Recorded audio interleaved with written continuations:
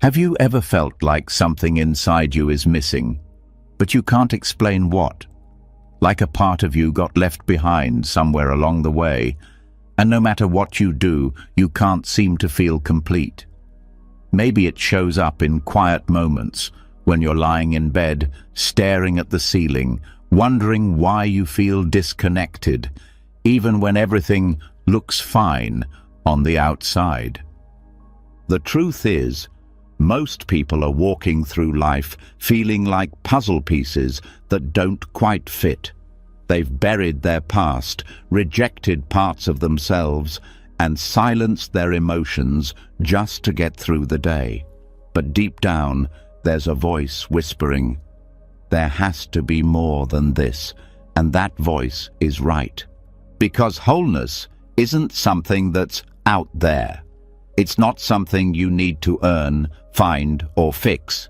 It's already inside you, waiting to be remembered. And tonight, you're going to learn how Buddhism helps bring you back to that inner home. In this video, you'll discover the teachings, the reflections, and the silent wisdom that can reconnect you with the part of yourself you thought was lost forever. This isn't just spiritual theory. These are real practices, real insights that can help you stop feeling broken and start feeling whole. So before we begin, I want you to make a quiet promise to yourself. Type in the comments, starting tonight, I return to myself. I am whole. You're not just writing a sentence, you're waking something up. The more you say it, the more your heart will believe it, and the more your healing begins. Write it now, and let's begin. Now that you've made the choice to return to yourself, to stop chasing pieces and start becoming whole again, it's time to begin where the pain quietly began. Not on the surface, but deeper. At the place where parts of the self were exiled. Not forgotten, but hidden. Hidden by shame. Covered by regret. Silenced by fear. This is where we begin. Not by fixing, not by fighting, but by finally seeing. The most healing kind of seeing there is. There's a pain that doesn't scream. It doesn't break things or cry out for help. It just waits in silence. And most people walk through their entire lives with that silence tucked somewhere behind their eyes, pretending they've moved on. But deep inside, something still hurts. Not because of what happened, but because of what never got welcomed back. In Buddhism, this is where self-compassion becomes more than kindness. It becomes a path home. Not a soft, fluffy love, but the kind of compassion that sits beside the pain without turning away. Most people try to escape what they don't like about themselves. The mistakes, the embarrassing moments, the behaviors they regret. They build a version of themselves that looks better, sounds smarter, acts stronger, and they wear it like armor. But underneath it all, there are disowned parts, left out because they didn't fit the image. Buddhism teaches something radical. Those parts don't need to be fixed. They need to be seen, heard, held. That is the practice. This isn't therapy, it's presence. It's the quiet realization that nothing inside you is broken. The shame that keeps resurfacing when you remember what you did back then. It's not a monster. It's an exile. It's a younger version of you that's still trying to explain why it did what it did, but no one's been willing to listen.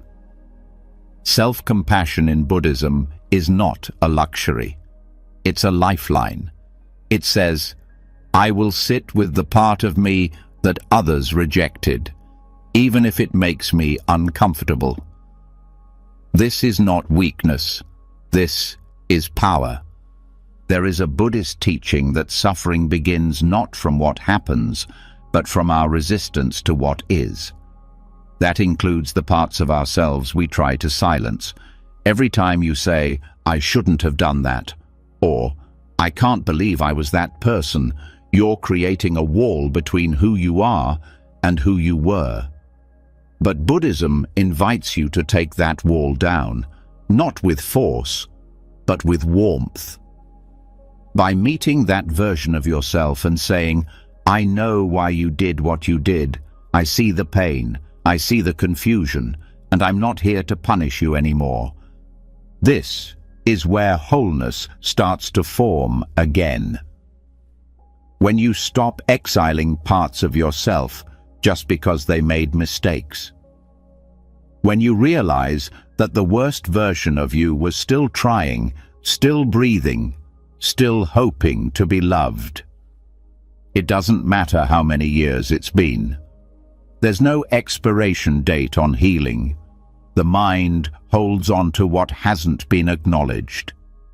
So, if something from 10 years ago still haunts you, it's not because you haven't moved on, it's because you've never gone back to bring that version of yourself forward. That's what Buddhist self-compassion teaches. We don't heal by forgetting. We heal by integrating.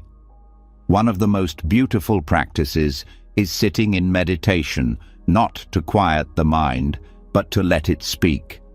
To let the memories come, and instead of pushing them away, meeting them with the soft gaze of the heart. Not judging, not analyzing, just seeing. You'll be surprised at what happens when you look at a painful memory with kindness instead of rejection. It changes shape. It stops being a wound and starts becoming a story you're finally willing to hear without turning your face. There's a teaching that says, the mind creates the world. If that's true, then the mind can also recreate the self, not by inventing something new, but by welcoming what has been left out. Sometimes we fear that if we accept the darker parts of ourselves, we're saying they were okay, but acceptance is not approval. It's awareness. It's understanding. It's saying, that part of me acted from pain, not from evil. And that is where the heart begins to open again. Some people think compassion is a soft emotion, but real compassion, especially toward yourself, is fierce. It doesn't run away from the truth. It holds the truth in its hands without flinching. In Buddhist practice, metta, loving kindness, is a powerful tool. But it doesn't mean sending love only to the good parts. It means sitting in meditation and saying to the part of yourself that you're most ashamed of, "May you be safe. May you be happy. May you be at peace." Over and over again, until the shame doesn't fight back anymore, until it sighs and softens and rests. This kind of practice isn't always peaceful. Sometimes you cry. Sometimes you feel tightness in your chest. Sometimes memories come up that you didn't expect. But that's not a sign it isn't working. That's the pain leaving the body. That's the part of you that's been locked away, starting to believe it might be safe to come out again. Buddhist teacher Tara Brach often talks about radical acceptance. Not the kind that says, "Oh well, it happened," but the kind that says, "I see all of it, and I'm staying with it." That's where healing begins, not when you try to get rid of what hurts, but when you sit beside it with quiet presence and say, "I'm here now. I'm not leaving you behind again." One of the deepest lessons in Buddhism is that the self isn't a fixed thing. It's a flowing river of experience, and yet, sometimes, we dam up certain parts. We say, that version of me doesn't deserve to flow forward. But everything changes when you realize that even the worst version of you was doing the best it could with the awareness it had at the time. This isn't an excuse. It's an understanding. And from understanding, the wall between now and then begins to melt. In Buddhist psychology, suffering comes from aversion, pushing away what is painful. But wholeness comes from embracing what has been pushed away. If you feel disconnected, it's not because something's wrong with you. It's because parts of you have been waiting to be acknowledged. The part that felt abandoned, the part that made the mistake, the part that lashed out, the part that broke down. None of them want to be in control. They just want to be seen. And once they are, they stop trying so hard to get your attention through pain. This is why Buddhist compassion is so powerful. It doesn't try to fix. It doesn't try to change what happened. It meets it with presence. The more you sit with your pain without trying to remove it, the more it changes shape on its own. Not because you forced it, but because you gave it space to breathe. Pain that is met with love does not stay the same. There's a moment in every healing journey where you realize that your past doesn't need to be rewritten. It just needs to be remembered differently, not with hatred, not with judgment, but with understanding. When you can look at a younger version of yourself and say, "You were scared, you were alone, and I forgive you," something inside you clicks back into place. And that click, that quiet click, is the sound of wholeness returning. You don't need a new personality. You don't need to rebuild yourself from scratch. You are not a house that needs to be torn down and rebuilt. You're a house that's always been whole, but had rooms locked away. Rooms full of memories, rooms full of fears, rooms full of versions of you that were too loud, too sad, too confused. And now, with the key of self-compassion, you are unlocking those doors, not to judge what's inside, but to turn the lights back on. Some doors creak when they open. Some resist. That's okay. You don't have to rush. Buddhist practice is not about speed.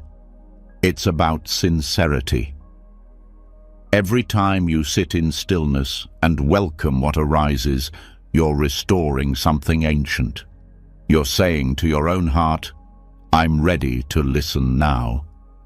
And hearts have been waiting for centuries to hear those words. What does it mean to feel whole again? It means there's nothing inside you you're trying to run from. It means you can sit in silence without feeling like you're about to be chased by a memory. It means you trust yourself enough to feel everything without falling apart.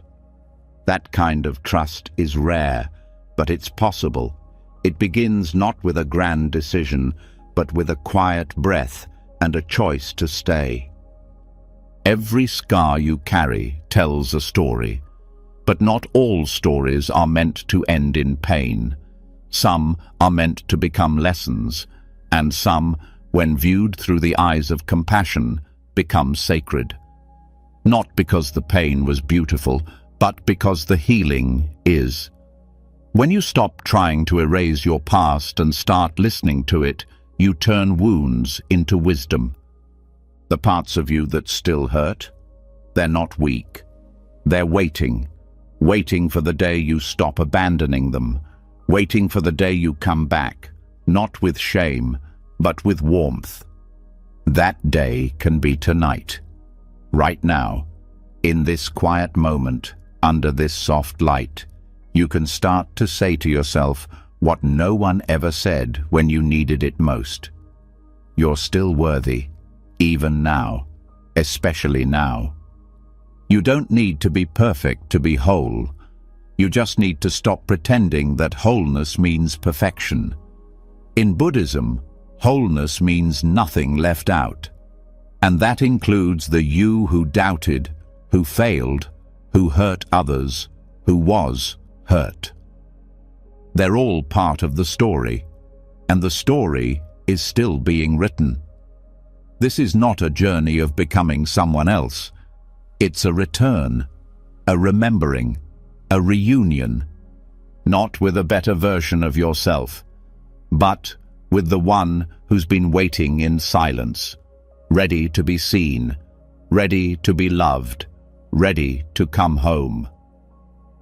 After returning to the parts of ourselves we had abandoned, after sitting with them and offering the kind of compassion that doesn't ask for change but simply presence, something strange begins to happen, a soft unraveling. The version of ourselves we've been defending, editing, hiding, begins to loosen its grip. The stories start to feel less solid, the emotions start to flow more freely, and then something even more unfamiliar arrives. Space, silence, emptiness. And for most people, that's where the panic sets in. Because when the noise disappears, they think something is missing. But what if that emptiness is not the absence of self, but the beginning of wholeness? There is a teaching in Buddhism so powerful it has frightened minds for centuries and yet quietly healed them in ways nothing else could. It's the teaching of emptiness, not emptiness as despair, not as hollowness or numbness, but as shunyata, the ultimate truth that everything we cling to is without a permanent, fixed identity. And while that may sound terrifying to the mind that wants to be someone, it is pure liberation to the heart that wants to be free. Most people carry their identities like armor. I am this. I am not that. This is what happened to me. This is what I became. But underneath it all, there's a whisper of exhaustion, because holding on is heavy. The more tightly one grips the idea of who they are, the more life feels like a battle. But when one begins to loosen that grip, not by force but by insight, something opens. The belief that one must be a certain way, achieve a certain goal, or overcome a certain flaw begins to dissolve. Not into nothingness, but into a kind of fullness that can't be explained, only felt. That is the paradox of shunyata. When you stop clinging to form, form becomes light. When you stop needing identity to be solid, you become free to move through life like water. There's a subtle trap hidden in the spiritual path, the belief that wholeness comes from building a better self, a more peaceful self, a more mindful self. But this subtle striving is still clinging. It still depends on the illusion that there is a fixed you who must be repaired. Shunyata whispers something much more radical. There is no fixed self to improve. There is only experience arising and passing, feelings coming and going, thoughts appearing and dissolving. And when this is deeply seen, not as philosophy, but as reality, there is a lightness that no success or achievement could ever bring. People are afraid of emptiness because they think it means being nobody. But what's being offered is not erasure, it's spaciousness, the space to be fully alive without the constant pressure to perform, define, and control. In the light of shunyata, emotions are allowed to flow through like wind through a tree. They no longer become who you are. Anger comes, stays, and leaves. Sadness rises, teaches, and fades. Joy visits, glows, and moves on. There's no clinging to them, and so there's no suffering in their departure. This emptiness is not cold. It's the opposite. It's warm because it has no need to judge. Without a fixed identity to defend, the heart becomes like a sky that welcomes every kind of weather. There's nothing to protect, so everything can be seen. It's not the death of self, it's the death of false certainty. The certainty that you must always be happy, that you must always know, that you must always be right. In emptiness, there's no one left to be embarrassed, because there's no performance left to uphold. Some misunderstand shunyata and think it means detachment from life. But in reality, it is the deepest intimacy with life. Without clinging, you can finally touch things fully. You can listen without needing to reply. You can love without needing to possess. You can cry without needing to explain. Because there is no self to protect. Just awareness, awake and free, moving through each moment like a gentle wind through tall grass. This realization doesn't come from thinking about it. It comes from sitting with silence long enough to see what arises when the mind is not constantly being fed. And what arises, at first, may be discomfort, because the mind will scream for something to hold on to, a label, a plan, a memory, a goal. But if you can sit through that screaming, if you can just breathe and watch, you begin to see what's behind the noise. And what's behind it is not more content, it's clarity. Spacious, open, kind clarity. It takes courage to not immediately fill the space, to not reach for the next distraction. But in that space, healing happens, because the mind is no longer trying to fix anything. It's not trying to be anything. It's just here. And being here, fully and quietly, is where the illusion of separation ends. Not just separation from others, but separation from life itself. When there's no longer a rigid self standing apart, life flows into you, and you flow into it. And that flow feels like wholeness. Shunyata does not erase the world. It reveals its texture. Without the constant filter of ego, things become vivid. Tea tastes more alive. The wind feels more direct. A friend's words land more deeply. Life is no longer being filtered through, what does this mean for me? It is simply seen, heard, felt, fully. And in that full experience, the need to label or grasp disappears, because the moment itself is enough. There is a reason why many Buddhist masters speak more in silence than in words. It's not because they don't know what to say. It's because what they've realized cannot be spoken. Not because it's too complex, but because words are too solid. And shunyata is not solid. It's spacious. It moves.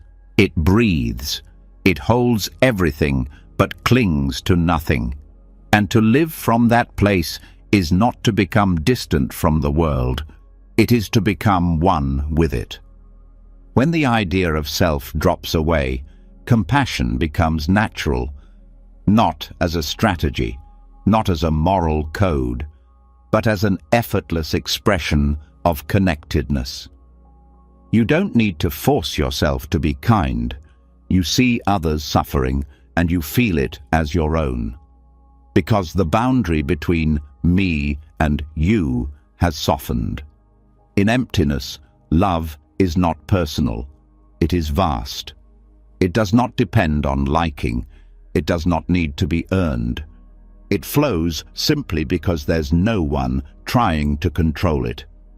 Most suffering comes from clinging to opinions, to people, to outcomes, to identities. And the root of clinging is fear. Fear that without those things there will be nothing left. But when you let go, you discover that what remains is not nothing, it's presence, deep, vast, still presence. And in that presence, you find not only peace, but the strange fullness of emptiness, the wholeness that asks for nothing and gives everything. Letting go doesn't mean you lose your humanity. You still feel, you still care, but you stop building prisons out of what you feel. You stop needing everything to last forever. You stop trying to freeze moments in time. Because you see the nature of all things, arising, abiding, and fading. And instead of fearing this, you begin to bow to it, because it's beautiful, because it's true. Shunyata teaches you to hold lightly, not because nothing matters, but because everything is already passing. So instead of grasping, you savor. Instead of rushing, you breathe. Instead of controlling, you bow. And in that bowing, you return to something ancient inside you, something that knows this life is not to be mastered, it is to be danced with. There's no need to become a monk or study scriptures for decades to feel this. It starts with one breath, one moment where you let go of the commentary and feel what's underneath. 1 second where you stop trying to become someone and just allow yourself to be no one in particular. That's where the doorway opens, not with effort, but with release. When thoughts come, you watch. When they go, you don't follow. When emotions rise, you feel. When they fall, you don't panic. This gentle watching is the path. And as you walk it, you begin to realize you were never broken. You were just buried under layers of noise. Now, the layers are lifting, and underneath, there is nothing missing. People often ask, "Who am I?" and search for an answer that feels solid. But the most liberating answer is silence. Not because the question doesn't matter, but because the asking dissolves when it's met with space.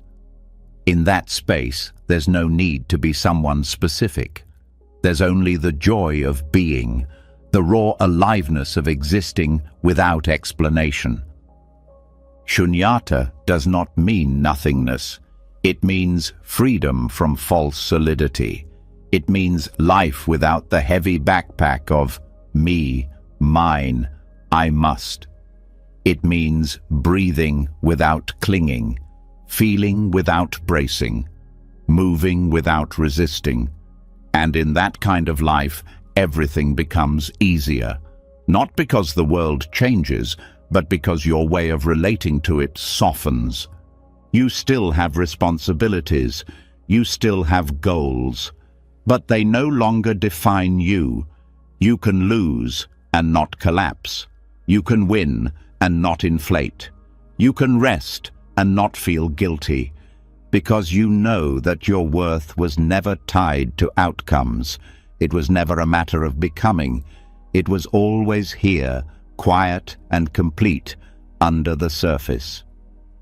This is the gift of emptiness, the wholeness that was never missing, just covered. Covered by ideas, covered by effort, covered by fear, and now uncovered by silence, uncovered by release, uncovered by the simple act of no longer needing to grasp. So, if you find yourself feeling empty, do not rush to fill the space. Sit, wait, listen. You may be closer to wholeness than you've ever been, not because of what's there, but because of what you've finally let go. When the grip on identity loosens and the space of emptiness begins to expand, something unexpected starts to shift. Not just in the thoughts or emotions, but in the body itself. Breathing changes. Shoulders soften. A knot once held in the belly begins to melt. It becomes clear that the mind wasn't the only one clinging. The body was holding on too. Tension, fatigue, restlessness, these aren't random. They're echoes of thoughts left unprocessed, emotions left unspoken. And this is where the next layer of wholeness unfolds, not through further silence, but through reunion. Because the journey back to yourself can never be complete until you stop treating the body and mind as two separate things. There's a strange belief that has been passed down through culture and habit that the body is just a container, a shell, a thing to carry the real essence, the mind. But this belief quietly damages people. It teaches them to ignore pain, to override exhaustion, to punish the body when it doesn't perform, and to mistrust its signals. Over time, people begin living like floating heads, cut off from the chest, the belly, the skin, the breath. Buddhism, however, teaches the opposite. It reminds us that there is no clear line between the mind and the body. They are not two things. They are one field of experience, flowing together, responding to each other, shaping each other.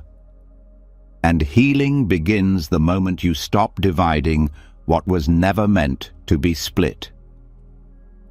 In the Buddhist teachings, especially in mindfulness practice, attention to the body is not a side exercise. It is the foundation, because every emotion is felt somewhere in the body. Anger has heat, sadness has weight, fear has tension. Even joy has its own rhythm and movement. If the mind is a sky, the body is the weather that makes it visible. And yet, most people try to think their way out of suffering. They use logic to solve what is somatic. They talk to their thoughts while their muscles scream for attention. This is why so many feel stuck. Not because their insights are wrong, but because their healing hasn't yet reached their skin. Wholeness begins when awareness drops below the neck, when it starts visiting the shoulders, the jaw, the gut, when breath becomes more than a background function and starts becoming a conversation. In mindfulness of the body, every sensation is honored. Tingling, tightness, pressure, warmth. None of it is accidental. All of it is communication. And when you listen, not just as a mind, but as a whole being, you begin to realize that your body has been speaking this entire time. The silence was never on its end, it was on yours. There is a reason the Buddha always began meditation instruction with awareness of the breath, not as a trick for calm, but as a path to presence. The breath sits at the bridge of mind and body. It is shaped by thought, yet felt in the lungs. It is unconscious, yet trainable. It is always happening in the present. And when you focus on the breath, not to control it, but to know it, you begin stepping back into unity, not as an idea, but as a direct experience. There is no need to force the body to feel anything special. In fact, forcing is the very energy that deepens the split. The invitation is simply to notice, to watch what happens when you sit quietly and let your body show you its truths. Maybe you notice a pulsing in the hands, a tightness behind the eyes, a gentle pressure in the feet. You don't analyze, you don't label, you simply greet it all as part of you. Not a problem, not a puzzle, just presence. In Buddhist psychology, the idea of embodied awareness is essential, because awareness that lives only in the intellect becomes detached, fragile, reactive. It flattens experience into concepts. But awareness that drops into the body becomes stable, warm, grounded. It no longer rushes to conclusions. It starts to feel the moment instead of judging it. That is where wisdom begins, not in having the right answers, but in being so fully present with what is that the questions dissolve on their own. Trauma, too, reveals the importance of embodiment. When something painful happens and the mind cannot process it, the body stores it. This is why people often feel anxiety in the stomach, or grief in the chest, or fear in the spine. These are not metaphors, they are biological truths, and no amount of mental clarity will erase them. They must be felt, witnessed, held, not once, but again and again, with patience and care. Buddhism does not bypass pain, it sits with it, breath by breath, until the tension slowly unwinds. There is a deep power in learning to inhabit the body without trying to fix it, to simply be with your own muscles, your own weight, your own pulse, and to say, "This too is me." Not the polished version, not the spiritualized version, but the raw, tired, aching, buzzing aliveness that moves under the skin. This kind of acceptance breaks the spell of separation. It restores what the world taught you to disconnect from. Even movement becomes a form of meditation when the mind and body reunite. Walking slowly, feeling the contact of feet on earth, lifting, moving, placing. Each step becomes a moment of union, not a means to get somewhere, but a way to return to this breath, this body, this step. The practice of walking meditation is not about slowness, it's about intimacy. And intimacy cannot happen when you're divided.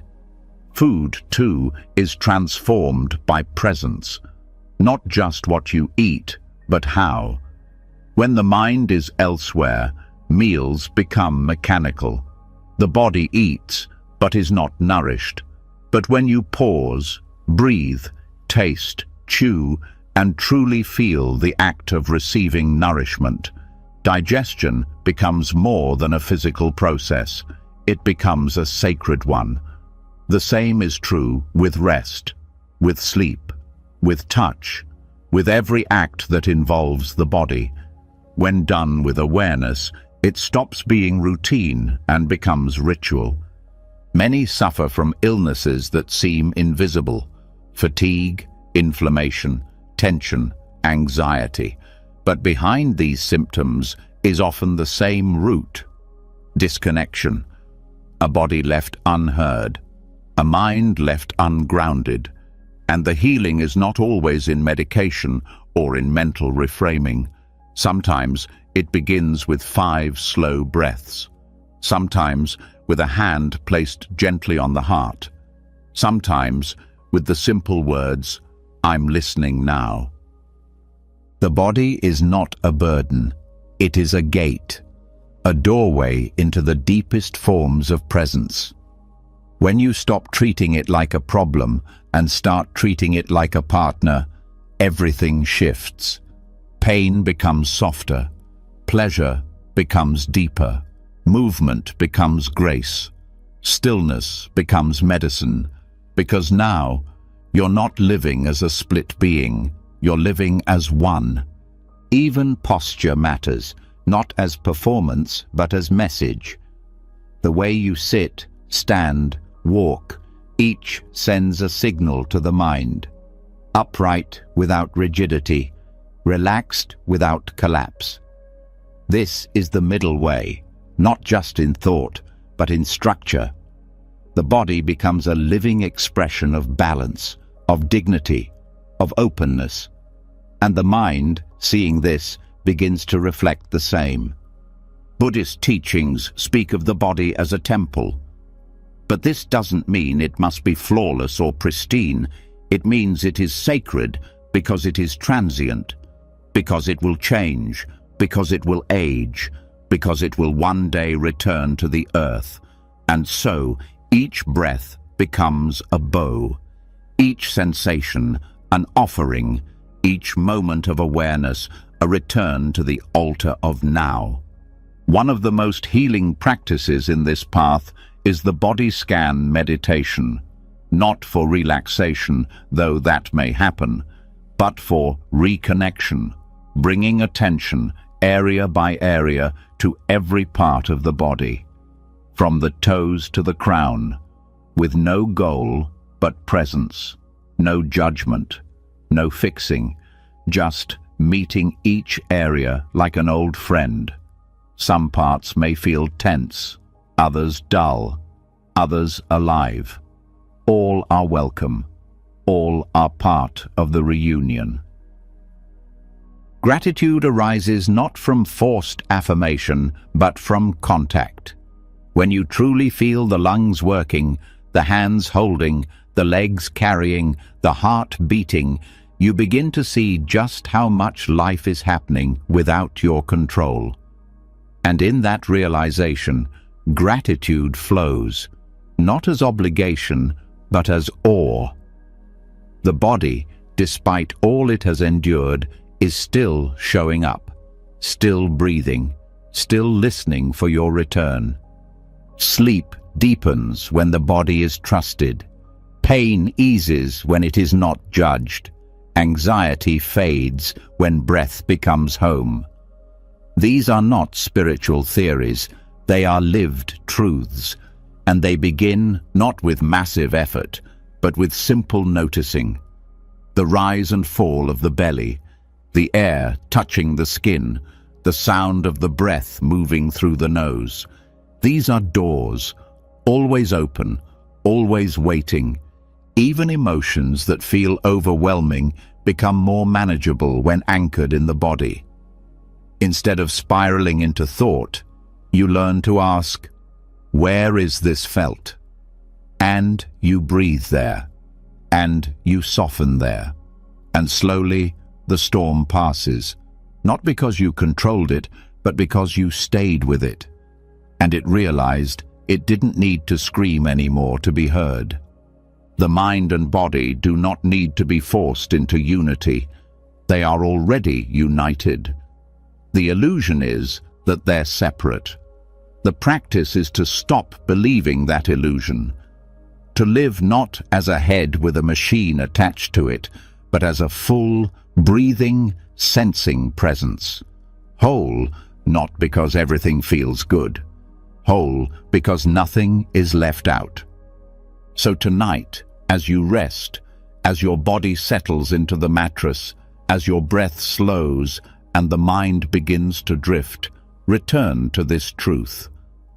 There is no distance between your thoughts and your spine, your heart and your hands, your awareness and your cells. All of it is one field, one presence, one self, not divided. As the body softens and the mind begins to rest within it, a strange kind of clarity begins to unfold. Not a mental understanding, but a quiet recognition that what once felt separate, thoughts, sensations, feelings, is now moving in rhythm. The mind is no longer hovering above life, it is inside it. And when this happens, something deeper begins to loosen. The constant voice that narrates everything starts to lose its grip. The explanations, the justifications, the inner monologue, the why and how of everything you are. And for the first time in a long time, there's a silence not only in the body, but in the story. Because true healing isn't only physical, it begins where identity no longer has to be defined by what hurt. There's something deeply exhausting about always needing a story, about always needing to explain who you are, where you came from, why you act the way you do. People tell themselves stories not just to remember the past, but to make it make sense, to feel less lost. But after a while, the story becomes a prison. Not because it's false, but because it's incomplete, and yet it's treated as final. It's repeated so many times that it begins to feel like truth. This is the story of me, the story of my pain, my survival, my failures, my identity. But Buddhism gently asks a question few people dare to ask. What happens if the story is put down? This doesn't mean forgetting the past. It means stepping outside the frame. It means no longer needing to be the hero, the victim, the broken one, or the one who overcame. It means realizing that while the past shaped you, it doesn't own you. And when you stop telling the story on loop, something rare happens. You begin to feel what's underneath the words, the raw experience that doesn't need to be named to be felt. The breath, the presence, the life that continues even when the story stops. Buddhist teachings don't reject memory, but they do invite you to see its limits. The narrative self, the part of the mind that weaves everything into meaning, is not who you are. It's a function, a storyteller, useful sometimes, but not always accurate, and certainly not always kind. Left unchecked, it turns every mistake into proof of inadequacy, every loss into identity, every experience into a role that must now be performed forever. But the truth is simpler. You are not the story. You are the awareness of the story. You are the space in which the story arises and eventually fades. Letting go of the story does not mean becoming indifferent. It means becoming free. Free from the pressure to explain yourself. Free from the compulsion to justify why you're still hurting. Free from the need to be seen in a certain way. Most people aren't suffering from what happened. They're suffering from what they've told themselves it meant. The mind is trying to protect itself by giving pain a purpose. But sometimes pain just is. It doesn't need to be wrapped in a title. It doesn't need to be a label that follows you. This is not a denial of history. It's a return to the present. When you sit with the breath, when you feel the body rise and fall without a story attached, you realize how little is actually wrong in this moment. The past is not here. The identity is not needed. You are breathing, you are sitting, you are aware. That's enough. That's everything. And from this place, you begin to see that peace was never about fixing the past. It was about no longer dragging it through every moment like a shadow. The narrative self is loud because it wants security. It wants to know who it is. But Buddhism points to the truth that self is not fixed. It is fluid, changing, empty of solidity. And that's not frightening. It's freeing. Because if the self is not solid, then you don't have to keep defending it. You don't have to prove yourself. You don't have to hold on to pain just because it's part of the plot. You can simply live, without narration, without summary, just breath, step, sound, silence. This doesn't mean there is no learning from the past. It means the learning becomes quiet. It becomes embodied. You carry the lesson without needing the label. The story may return, but now you see it for what it is, just words, just thoughts, passing like clouds, and you, the awareness beneath them, remain untouched, unshaken. When you meet someone who no longer needs a story, there is a lightness to them. They don't try to impress. They don't try to justify. They don't interrupt their presence with explanations. They are simply there, fully. And because they are not bound to a story, they are free to change, free to respond, free to love without protecting a fragile identity. The story says, "This is who I am." Buddhism replies, "Is that so?"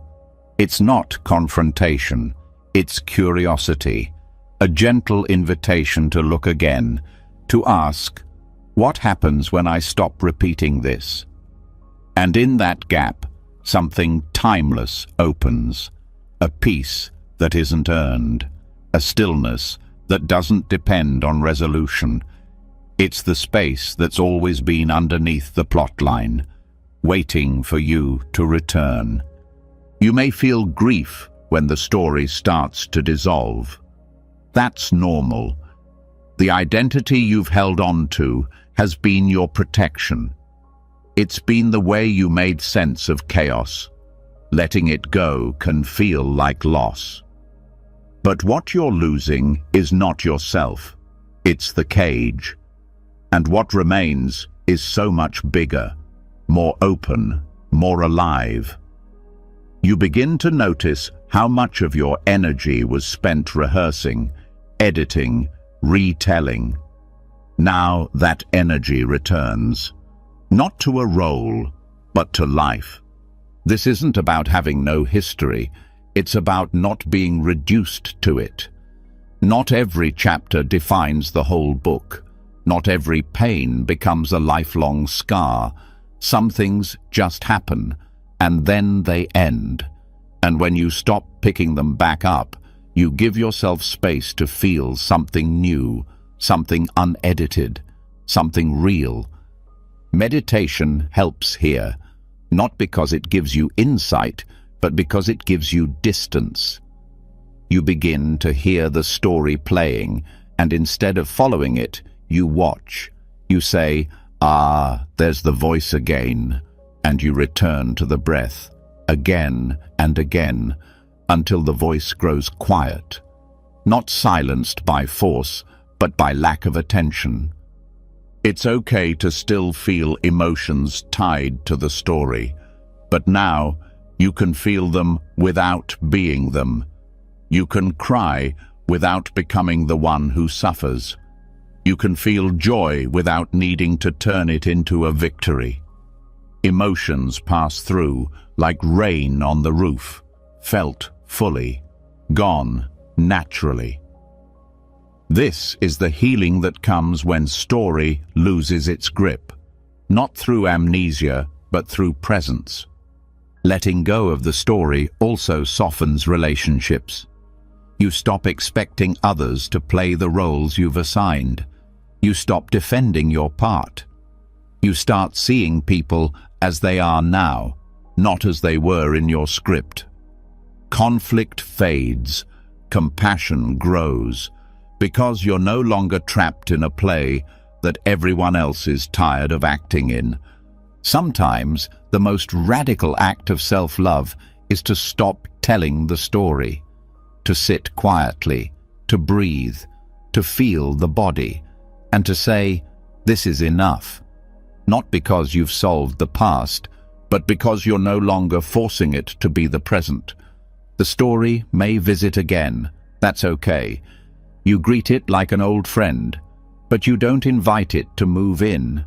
You say, "I see you, and I'm still here." That stillness, that quiet awareness, is who you really are, not the character, not the narrative, but the space that holds it all. And now, from this space, without pressure, without past, without performance, the path unfolds again, soft, steady, free.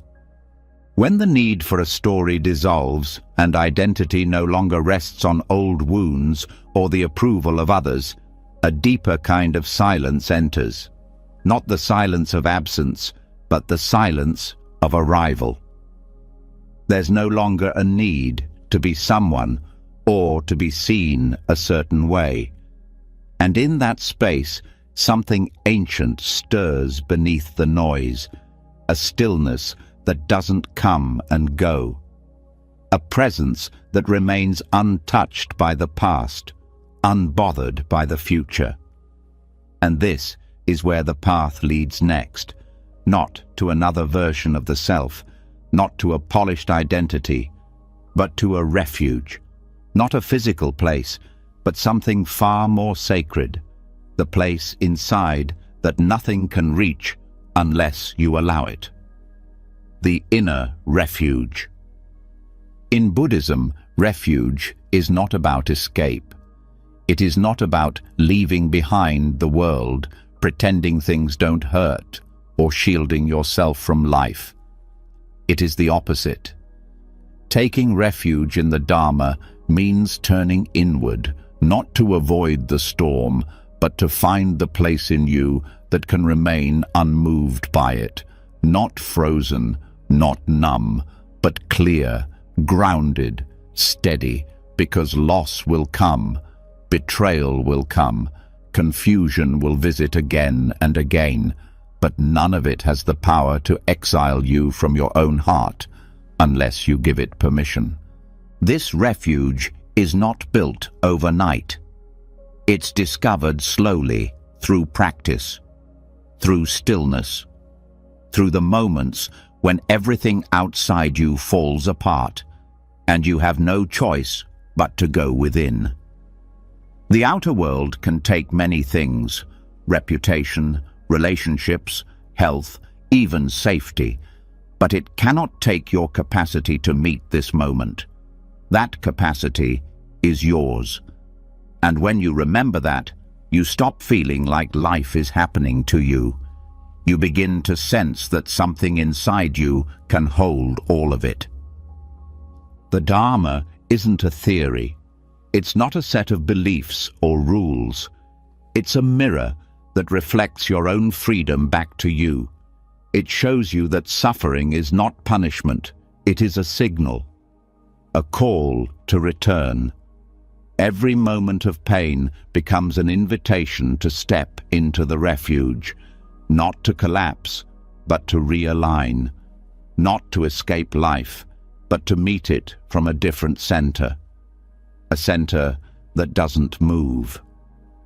Many people search for safety in others, in relationships, roles, achievements, but safety built on unstable ground will always create fear. If your peace depends on how others treat you or how well things go, it will never be steady. The refuge is what remains when all outer scaffolding falls.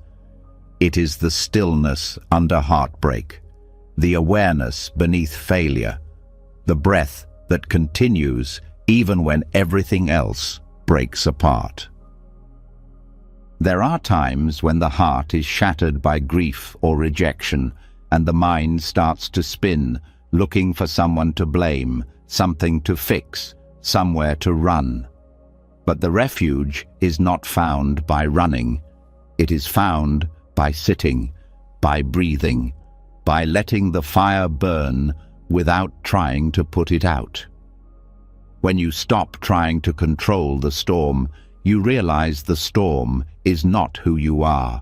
You are the awareness watching it pass.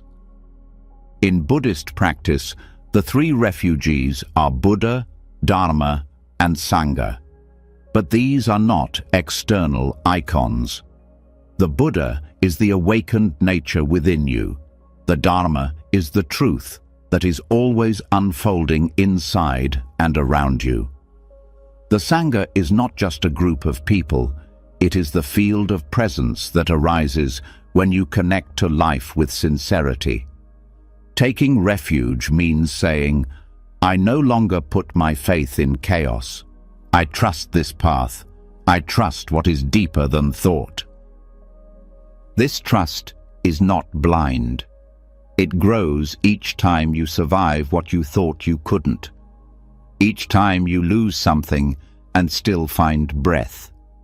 Each time you are betrayed and still choose not to close your heart completely. These moments are sacred, not because they feel good, but because they prove that you are not as fragile as your mind believed.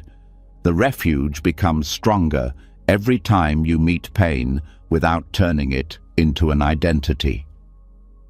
The beauty of the inner refuge is that no one can give it to you, and no one can take it away.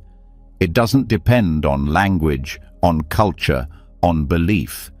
It's there in the silence of your breath, in the stillness of your spine, in the space behind your eyes when you close them and let yourself simply be.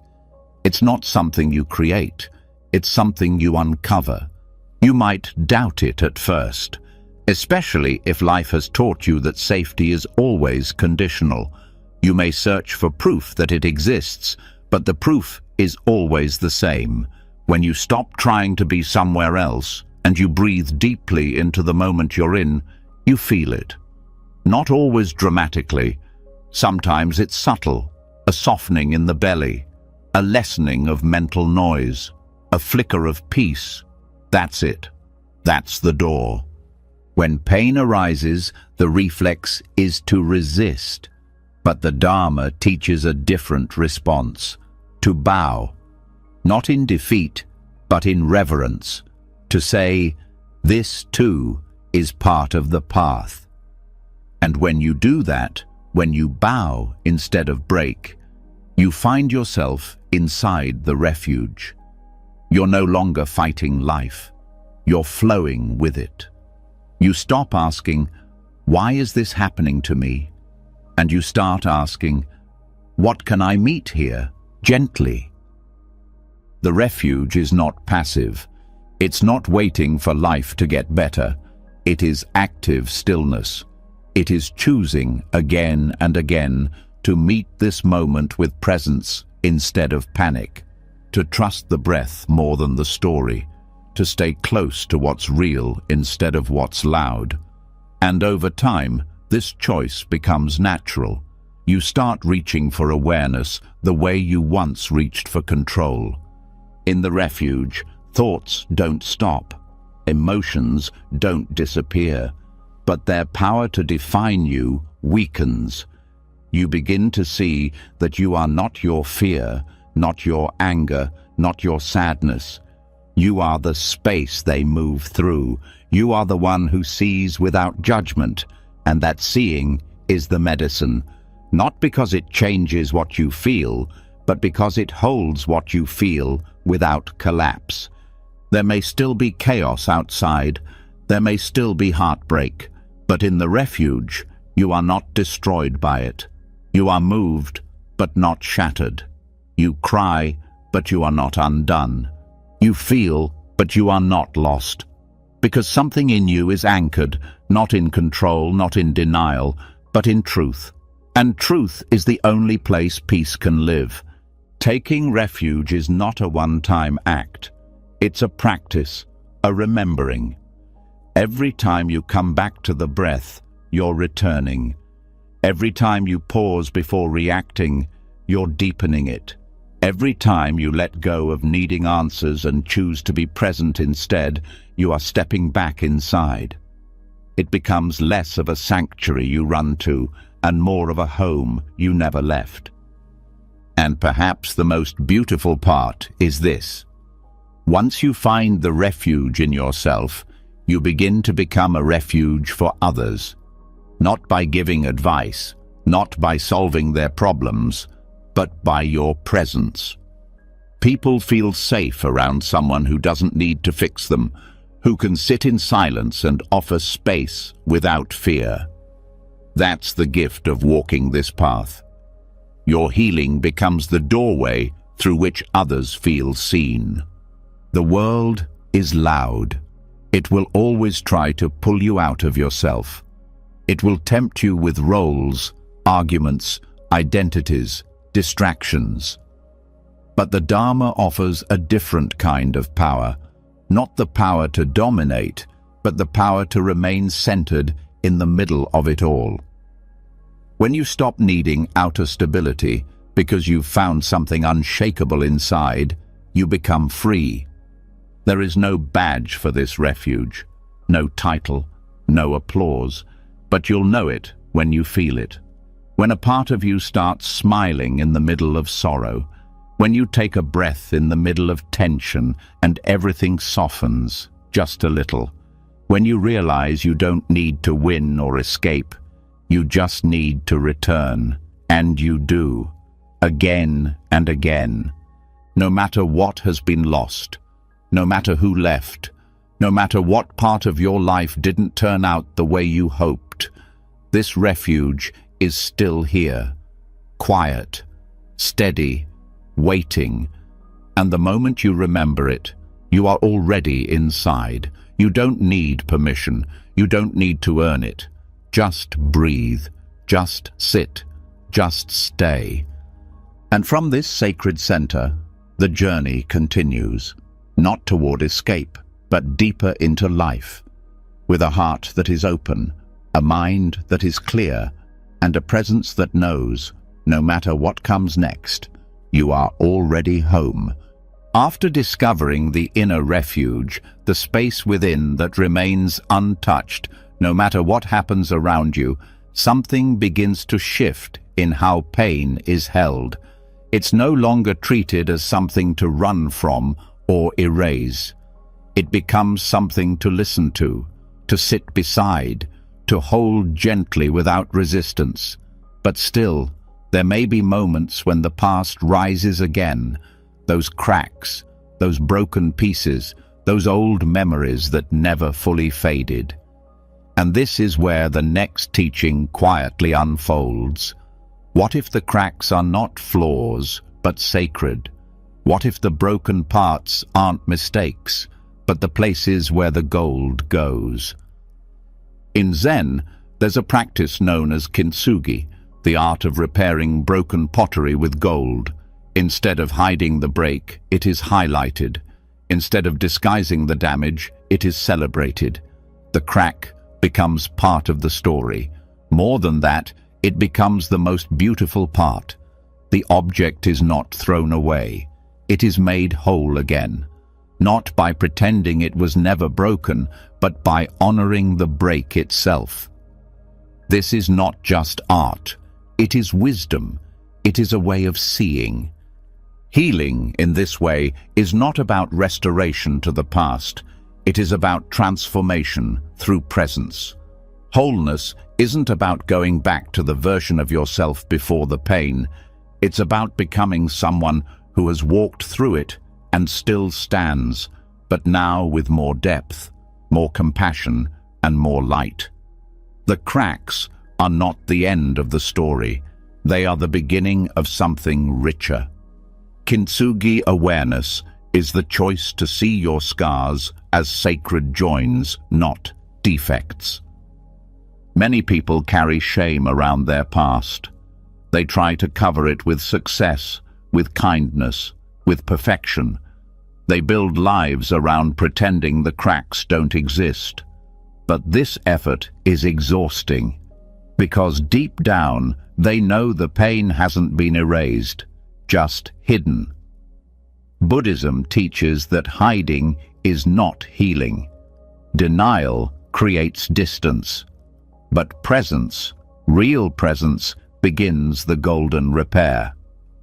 When you stop being afraid of the parts of yourself that hurt, you begin to include them. You stop building a wall between the past and the present and begin to melt it with understanding. Kintsugi awareness asks you to do something different than what the world teaches. Instead of fixing yourself in secret, it invites you to show up exactly as you are and say, "This is what I've survived. This is where I cracked. This is how I've been mended." It's not about dramatizing your pain. It's about telling the truth with dignity. The truth that every wound you carry has shaped you. And when those wounds are met with care, they don't harden you. They open you. They become doorways. There's a quiet power in being visible with your history. Not in a way that seeks pity or attention, but in a way that honors the path. You don't have to reveal everything to everyone, but you can stop hiding from yourself. You can look at what happened, not with fear, but with gentleness. You can ask, where did I break? And then, how did I rise again? That's where the gold goes, not on the surface, but deep in the cracks, the joins, the places where everything once fell apart and still, somehow, came back together. The practice of mindfulness becomes a way of tracing these golden lines.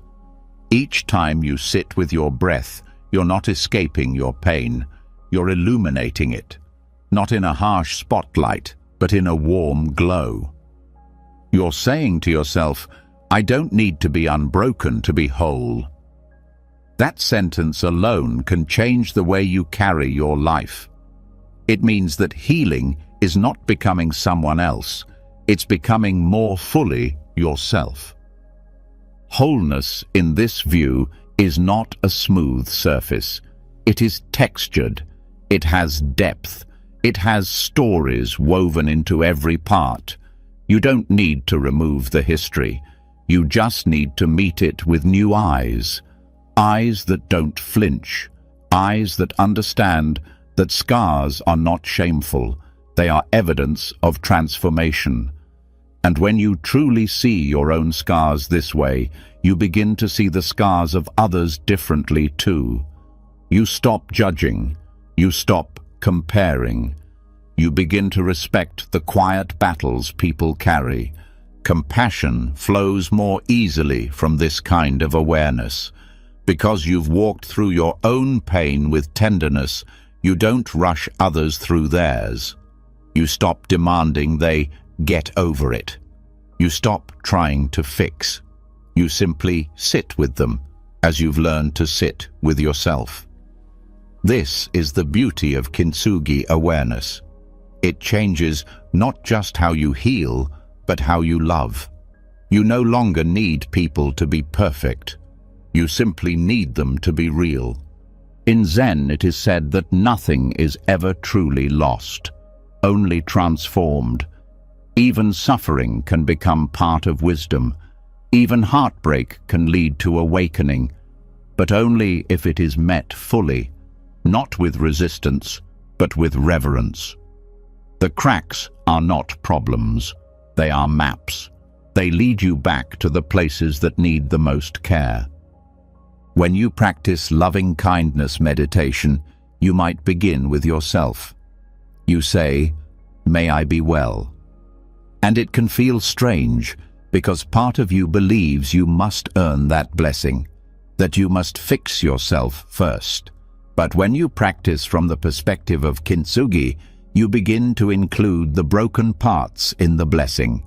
You say, "May all of me be well, even the parts I've tried to hide, especially those." And something begins to shift. The heart doesn't need to be convinced anymore, it just softens. The metaphor of gold is important here, not because gold is expensive, but because it shines. The parts of you that cracked, the times you broke, those are the places where light can enter. They are more open than the rest. And if you stay close to them, with presence and breath and compassion, they start to glow. Not with perfection, but with truth. When people hear the word healing, they often think of getting back to who they used to be. But the old self is not the goal. The goal is integration, to gather all the pieces, including the ones you once rejected, and hold them together in a new way, stronger, softer, wiser. The new shape of you doesn't have to look like the old one. It's allowed to be different. It's allowed to be uneven and still be whole. The mind might resist this. It might say, "But if I accept my scars, won't I stop growing?" No. Acceptance is not the end of growth. It is the beginning of honest growth. When you no longer waste energy on hiding or pretending, you have more space for real movement. Growth that includes all of you, not just the parts that look good in public. Kintsugi awareness also changes how you relate to time. You no longer rush to get over it. You begin to trust the rhythm of healing. Some cracks mend quickly, others take years. That's okay. The gold will come in its own time. The only requirement is that you keep showing up, keep breathing, keep returning. You don't have to force the repair. You just have to keep honoring the pieces. And sometimes honoring means resting. Not every phase of healing is active. Some of it is stillness. Some of it is doing less, saying no, sitting quietly with your hands in your lap and letting your nervous system breathe. In those moments, you are still mending, still laying down gold, even if no one sees it. There is beauty in quiet resilience, in the parts of you that kept going without applause, in the strength that never made it into your biography. That too is gold, not flashy, not loud, but real. And when you start to see your life through this lens, you begin to walk differently. You carry yourself with the dignity of someone who knows their scars are sacred. The world will still try to sell you perfection. It will still reward appearances, but your practice becomes deeper than that. You learn to see beneath the surface. You learn to bow to what is raw, and in that bowing, you become unshakable, not because you're invincible, but because you are no longer afraid of falling apart. Every piece of your story belongs, not as proof of failure, but as proof of return. You are not the same person who broke. You are the one who held the pieces, who softened, who kept breathing through the ache, who chose presence over performance. And that choice, again and again, is what lays the gold. So tonight, as you feel the weight of your body supported by the bed, as the breath rises and falls in its quiet rhythm, let yourself feel the joins, not the pain, but the proof. You are still here. You are still whole, not because nothing broke, but because you returned, and you're still returning. Each breath, another thread in the golden seam. And from this place of honoring, of silent dignity, of beautiful imperfection, the path opens again, one step further, one layer deeper, one breath closer to wholeness that includes everything and hides nothing. After honoring the beauty in every crack, after learning that even your scars can shine without needing to be hidden, something subtle begins to settle. Not as a conclusion, but as a soft pause. All the fixing, all the processing, all the inner work that seemed necessary begins to feel quieter. Not because the healing is over, but because it no longer needs to be pushed. There's a shift from doing to being, a shift from mending to resting in what already is. And this is the next door on the path. What if the final step toward wholeness isn't another effort, but the complete release of effort itself? In Buddhist thought, and deeply echoed in Taoist teachings, there's a concept called Wu Wei, non-doing, not laziness, not apathy, not checking out. It's the art of returning to what is natural, spontaneous, and unforced. It is the stillness beneath striving, the clarity beneath control. It is not about giving up, it's about giving in to the deeper intelligence already moving through you when the mind stops trying to steer everything. Most people spend their lives in constant effort. Effort to be better, effort to heal, effort to prove their worth. They wake up with to-do lists in their heads, not just for the outside world, but for their own hearts. They think, if I just fix this part of me, if I just master that habit, if I just read one more book, then I'll feel whole. But Buddhism invites a radical question. What if wholeness doesn't come from doing more, but from doing nothing at all? Doing nothing, in this context, doesn't mean abandoning responsibility. It means releasing the subtle tension of always needing to become. It means resting in the awareness that you are already what you're trying to reach, that the peace you're chasing is underneath the chase, that the silence you long for is buried beneath the voice that keeps talking. When you let go of fixing, what you find is not failure, it's return. There is something profoundly healing about letting go of the need to improve yourself, because underneath that need is often a belief that you're not enough yet, that who you are right now is somehow unacceptable. And that belief keeps the inner wheel spinning. But when you pause, not just physically, but mentally, and stop reaching for the next solution, you begin to taste a stillness that doesn't ask you to be anyone else. This stillness is not sterile, it's alive, it's full of space.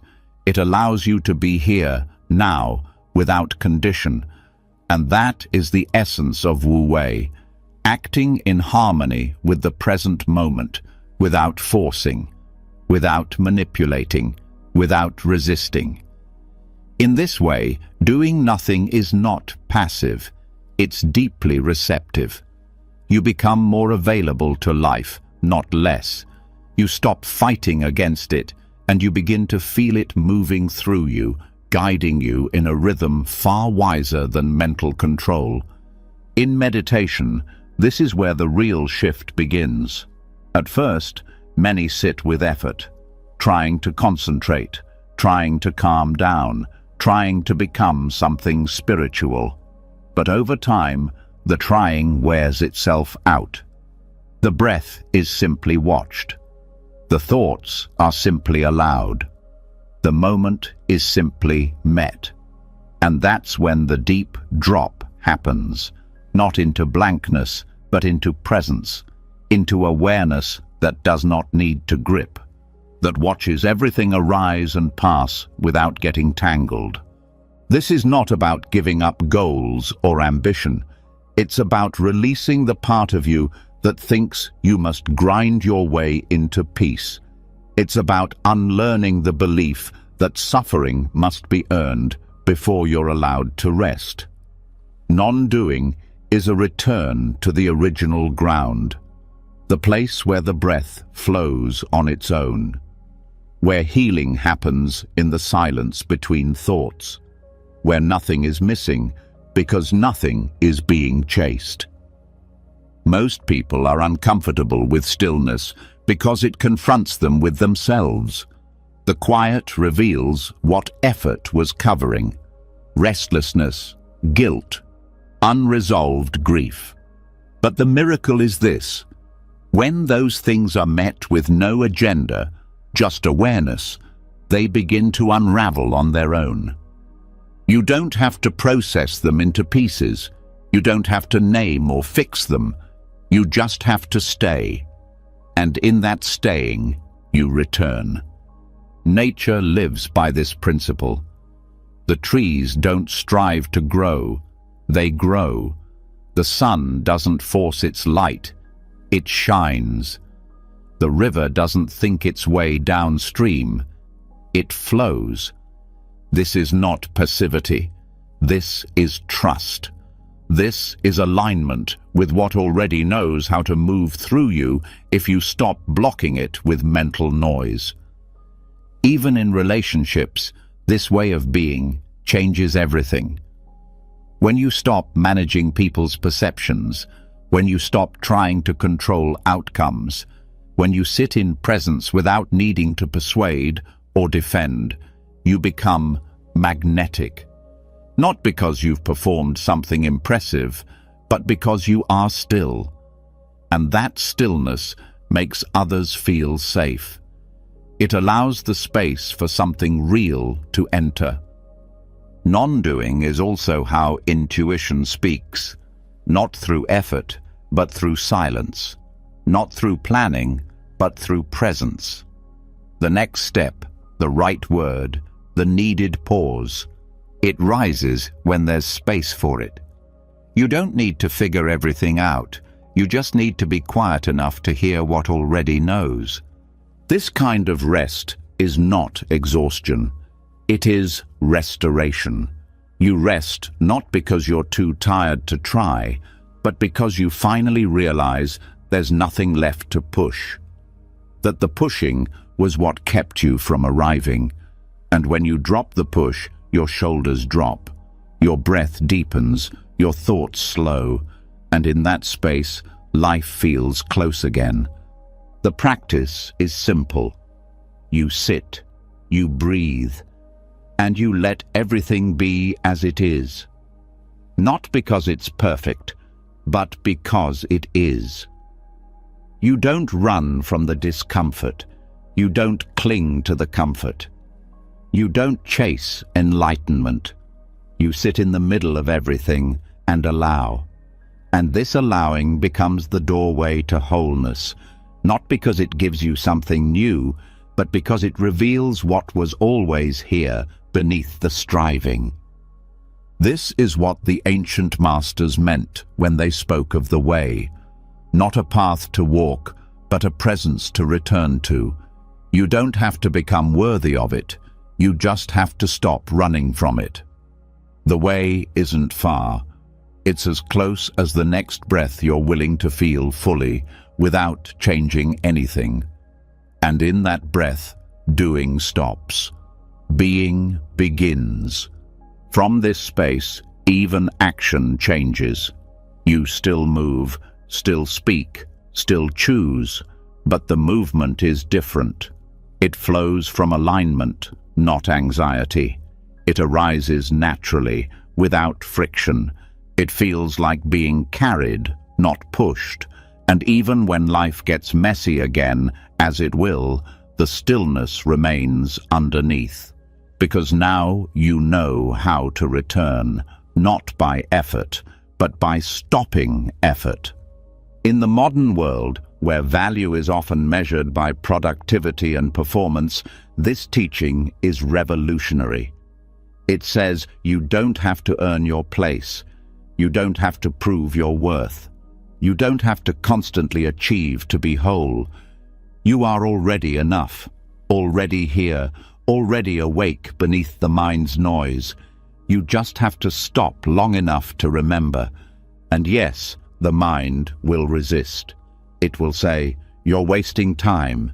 It will panic without a task. But let it.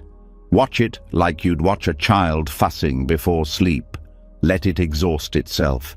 And in the silence that follows, feel what's been waiting underneath. The vast, quiet, living presence that asks for nothing but your willingness to stay.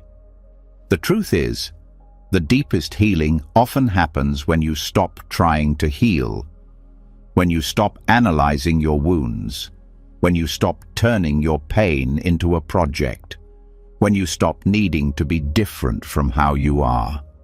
That is when the nervous system relaxes. That is when the heart opens. That is when the mind returns to its original clarity. Doing nothing doesn't mean withdrawing from life. It means meeting life without resistance, without agenda, without pushing. And from that meeting, real action arises. Not rushed, not forced, but rooted. The kind of action that feels natural, like breathing. The kind that doesn't deplete you because it's not coming from the mind's panic, but from the heart's knowing. So, tonight, if you feel tired, not just physically, but spiritually, let this be the permission you didn't know you needed. You can stop now. You can rest. You can let go of fixing. of striving, of trying to become. You are not late, you are not broken, you are here, and that's enough. Let the breath breathe itself. Let the thoughts rise and pass. Let the silence wrap around you like a blanket. You don't need to reach for peace. Just stop reaching. And there it is. Whole, quiet, already yours. And from that deep stillness, the journey continues, not forward, not backward, but deeper into presence. After resting in the stillness that asked for nothing, after releasing the endless effort to fix or strive or perform, something soft begins to stir within. A quiet awareness, a forgotten presence. Not of a problem, not of a concept, but of someone, small, unguarded, and long neglected. Not a memory, but a feeling. The one who was left behind during all the years of surviving. The one who wasn't comforted when they cried. The one who didn't understand why they were blamed, ignored, or told to grow up too soon. The one who quietly learned to disappear just to keep going. This part of you is not gone. It is still here, and it has waited silently for the day you would notice it again. That day is now. In Buddhism, healing is not about erasing the past. It is about bringing presence to what was never met with love. The practice of metta, or loving kindness, is not only for others. It is for the child inside, the one who internalized fear, shame, confusion, or loneliness, and had nowhere to place it. This is where befriending the inner orphan begins, not as a mental exercise, but as an act of radical compassion. It is not about remembering childhood details.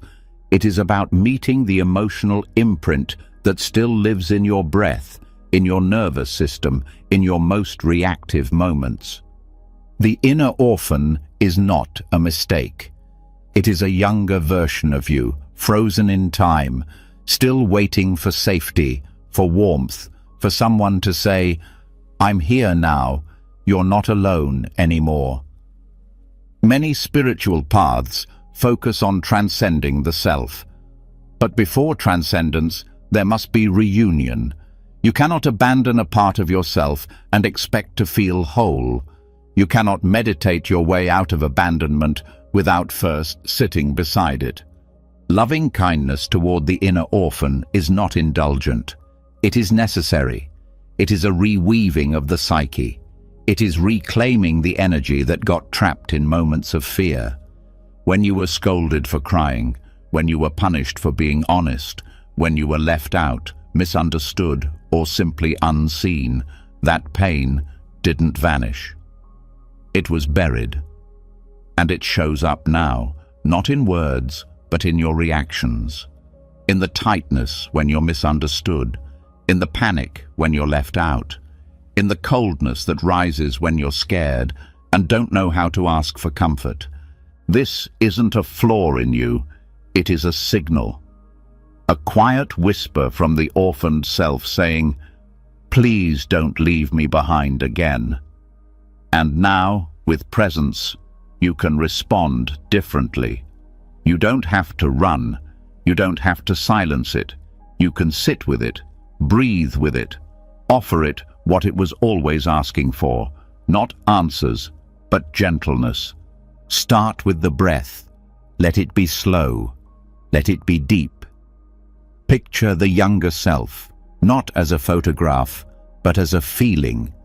The posture of loneliness, the weight of confusion, the ache of wanting to be held and not knowing how to ask. Don't judge it, just notice it, and begin to speak to it, not with explanations, but with warmth. You say, "I see you, I've come back for you. You didn't deserve the silence. You didn't deserve the blame. You were just trying to survive. This inner dialogue is not make-believe. It is repair. It is presence where there was once only absence. And the brain, the nervous system, the body, they respond. The orphan doesn't need you to fix the past. It needs to know it's not alone in the present, that it is no longer being abandoned by the very self it trusted to come back.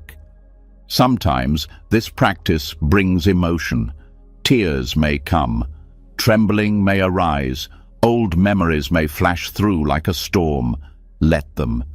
You don't need to understand everything. You just need to stay.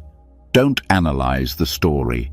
Just breathe and keep saying to that inner presence, I am here. I'm not leaving. As the inner orphan begins to feel safer, something profound starts to change. Reactions soften, triggers lessen. You stop needing to protect yourself so aggressively in relationships. You stop expecting others to parent the parts of you you've never met. You begin to notice that what you craved from others, approval, soothing, comfort, you can now begin offering to yourself. This is not self-sufficiency in the cold sense. It is reparenting. It is becoming the adult you always needed. This does not mean rejecting your actual parents. It means recognizing their limitations and no longer waiting for them to do what they couldn't. You give yourself permission to stop waiting. And in that moment, the orphan no longer clings to ghosts. It begins to rest in the warmth of your own attention. Loving kindness isn't forced. It grows with sincerity. Each time you feel hurt or reactive, ask yourself gently, is this the orphan speaking? If the answer is yes, you soften. You don't suppress the emotion. You don't act out from it. You turn inward and offer presence. This internal redirection changes the entire emotional landscape of your life. You move from abandonment to connection, not through others, but through the self that finally showed up. This practice also reveals your true strength, not the strength of armor or indifference, but the strength to stay with what was once too painful to face. You realize that you are not fragile. You are capable of holding the full spectrum of your experience, including the oldest, tenderest parts. Over time, the inner orphan begins to speak less in panic and more in peace. It no longer screams, it whispers, and sometimes it simply rests. Not because it has been erased, but because it has been held. The reunion is complete not when the pain is gone, but when it no longer has to fight for attention, when it trusts that it will be seen without having to create chaos. This changes your presence in the world. You walk differently. You respond more gently. You listen more fully. Because you are no longer moving through life with an unspoken ache. You are walking beside someone you've made peace with, someone who used to hide in the dark and now walks in the light of your awareness. This kind of reparenting is not about technique. It is about presence. No script, no steps, just a willingness to return again and again to the breath, to the feeling, to the part of you that once felt forgotten. And every time you do, the orphan becomes less orphaned. It becomes part of the whole. And this integration is the very definition of healing. Not that nothing ever hurt, but that nothing is left behind. You are not divided. You are not split into the adult who functions and the child who suffers in silence. You are one, breathing, feeling, becoming. Let the world rush outside. Let the noise rise and fall. Inside, something quieter is happening. a homecoming, a warmth where there used to be cold, a presence where there used to be absence, and all of it built not by force, but by love. From this sacred reunion, the path continues, not into striving, not into escaping, but into deeper wholeness. Wholeness that now includes the part of you that waited the longest to be seen. After sitting with the inner orphan, after learning to hold the forgotten parts with quiet compassion and staying power, a new kind of peace starts to settle in. It's not loud or dramatic. It's not the kind of peace that makes headlines or sparks applause. It's the peace of knowing that you no longer abandon yourself, that the most vulnerable parts of your being have a place now, not because they were fixed, but because they were finally included. But even in that wholeness, another question begins to stir gently beneath the surface. A question that comes from the tension between acceptance and growth. If nothing is wrong with you, why do you still want to evolve? If you're healing, why do you still feel the need to become more? And if you're enough as you are, is it wrong to still want to change? This is where the middle way begins to unfold, not as a compromise, but as a deep truth. The path that lies between constant self-improvement and passive self-acceptance is not a contradiction. It is a rhythm, a flow, a way of walking in the world where growth happens not through pressure, and presence doesn't mean stagnation. Wholeness, in this view, is not a static state. It is a balance that shifts, breathes, and adjusts moment to moment.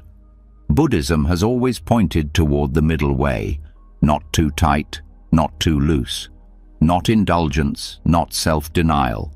And when it comes to our inner world, this teaching becomes even more necessary, because the culture often screams both messages at once. Be better, but love yourself, achieve more. But don't try too hard. This contradiction leads many into confusion or guilt. Either they're exhausted from striving, or stuck in a kind of resignation disguised as peace. The middle way says there's another possibility: growth without self-rejection and acceptance without collapse. When you walk this path, you begin to sense when you're pushing too hard. You notice the strain, the tightness, the quiet message underneath your efforts that says, you're not enough until you change. And instead of obeying that voice, you pause, you breathe, you ask, can I grow from love instead? Growth doesn't stop, but the tone shifts. The pressure softens. You start evolving because it feels natural, not because you're trying to prove something. On the other side, when you sense yourself starting to settle into avoidance, telling yourself, this is just how I am, as a way of escaping the discomfort of change, you catch that too. You notice when presence becomes passive, when acceptance becomes avoidance. And again, you pause. You listen deeper. You ask, am I honoring myself right now or hiding from life? And the answer is usually clear when you're honest. This is not judgment, it's care. The middle way is about listening with precision, not performing perfection. This path isn't measured in dramatic moments.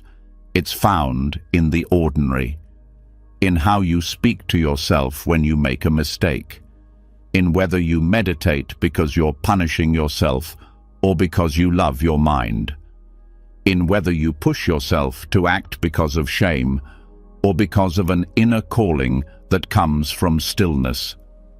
Motivation doesn't disappear on this path. It just changes source. It begins to come from alignment instead of insecurity, The mind will try to trick you.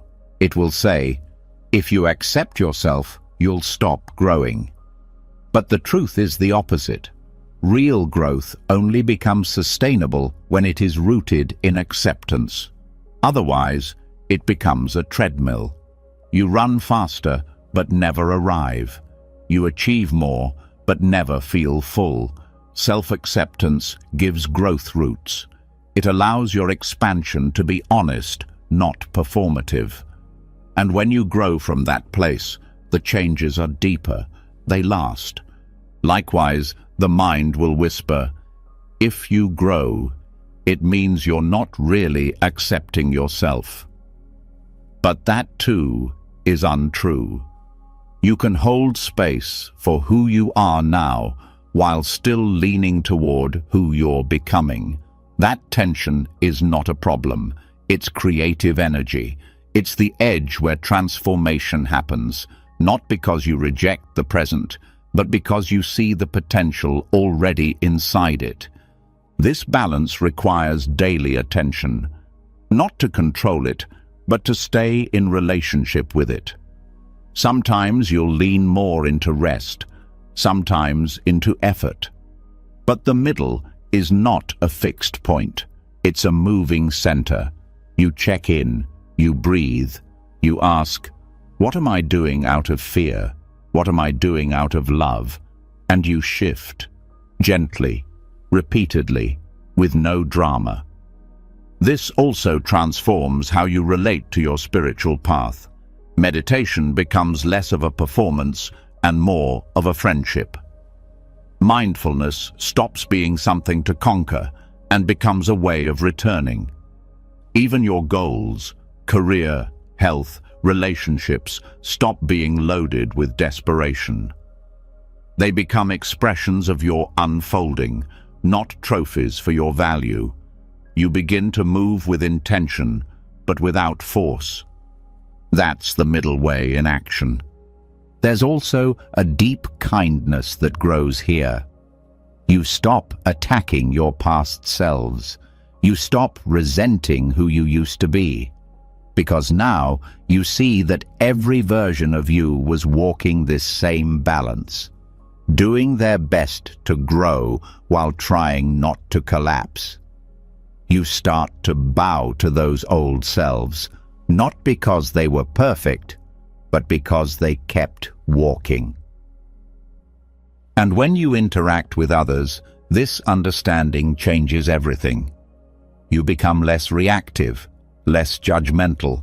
You see that everyone is managing this same tension, wanting to evolve, yet afraid of losing themselves, wanting to be accepted, yet terrified of staying stuck.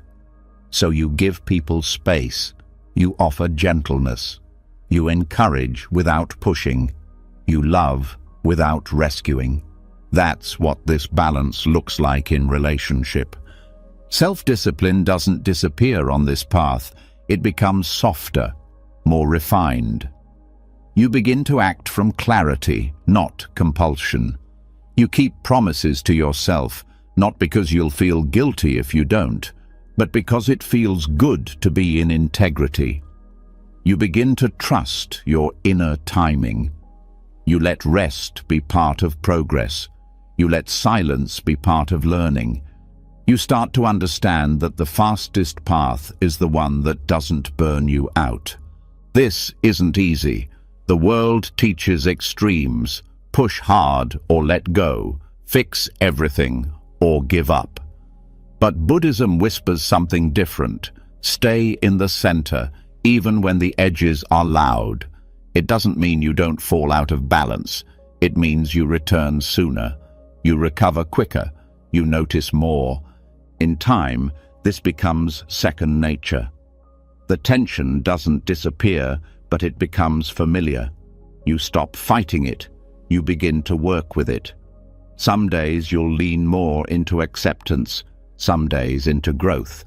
But neither is the enemy. Both are part of the dance. You are allowed to hold both truths. I am enough, and I can grow. They do not cancel each other. They support each other. One gives you ground, the other gives you wings. So tonight, as you lie still, let this be your reminder. Wholeness is not found in finally arriving.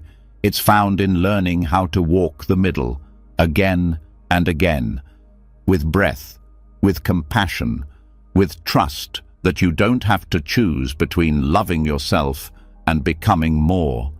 You can do both. You already are. And from this center, the next step of your path opens, not with pressure, not with resistance, but with quiet clarity and a steady heart. After learning to walk the middle way between growth and acceptance, after releasing the pressure to become someone else while still honoring the call to expand, something deeper begins to stir beneath the surface. A feeling few speak about, yet everyone knows: desire. Not the craving that grasps or the hunger that consumes, but the deep longing that sits quietly in the heart. The longing for beauty, for connection, for truth, for something more. Not more in the greedy sense, but more in the sacred sense. A fullness that doesn't leave you hollow, a freedom that doesn't numb you. And for many on the path, this is where confusion begins, because spiritual teachings often warn against desire, and yet desire still moves. This is where Tantric Buddhism offers something unexpected. It doesn't ask you to kill desire. It doesn't tell you that wanting is wrong. Instead, it teaches how to listen, how to meet desire not with resistance, but with wisdom. It reframes desire not as poison, but as power, not as a mistake, but as a messenger. The problem isn't that you want. The problem is how you hold what you want. When desire is clung to with desperation, it becomes suffering. But when desire is held with spacious awareness, it becomes sacred fuel. It becomes the very fire that lights the path, not because it is indulged and not because it is denied, but because it is understood. This understanding begins by noticing how desire moves through you, not in theory, but in sensation. Where does it land in the body? What does it whisper? Does it contract or expand? Does it come from fear or from vitality? The more clearly you see its shape, the less it controls you, and the less you judge it, the more it softens. You begin to see that not all desire is the same. Some desires arise from the ego's fear of not being enough. Others come from the soul's longing to return to something more real, and this discernment changes everything. Tantric practice teaches that energy is not the enemy. What matters is how it is held. Just like a strong river can nourish or destroy depending on its banks, desire can lead to awakening or suffering depending on the awareness surrounding it. When you grip it, it burns you. When you suppress it, it festers. But when you welcome it, breathe into it, and hold it in the heart of presence, it becomes transformation. This does not mean acting on every impulse. It means becoming intimate with the impulse without obeying it blindly. You sit with the want, you feel it fully, and you ask, what is this truly pointing to? What is underneath it? Sometimes it's not the object you crave, but the feeling you believe it will bring. Safety, recognition, aliveness. And when you name that, when you go to the root, you no longer chase shadows. You start working directly with what is real. The mind loves to split things. Wanting is bad. Letting go is good. But this binary breaks down on the tantric path. Here, Desire and renunciation are not opposites. They are dance partners. Letting go is not the suppression of desire. It is the spacious holding of it. And desire is not the abandonment of peace. It is the movement of life toward itself. In this view, the goal is not to stop feeling, but to feel without being consumed. This is what it means to transmute desire into awareness. You don't escape the energy. You allow it to rise, and then you meet it with presence so spacious that it cannot collapse into craving. It expands instead. It lifts. It opens the heart instead of closing it. It becomes a prayer instead of a demand.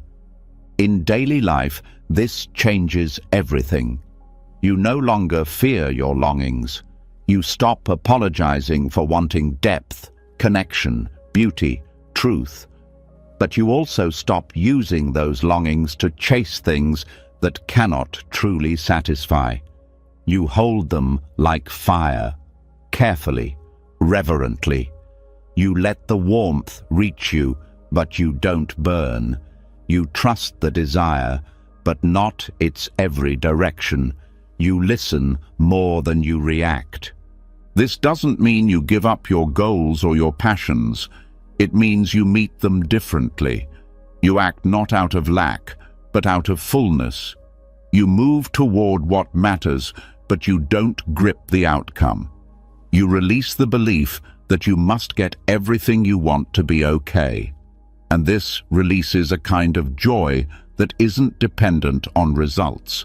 It's the joy of integrity, of alignment, of moving with the current of life instead of against it.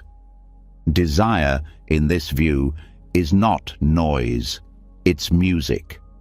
But you have to learn how to listen, how to feel the beat without being hypnotized by it, how to dance without losing balance.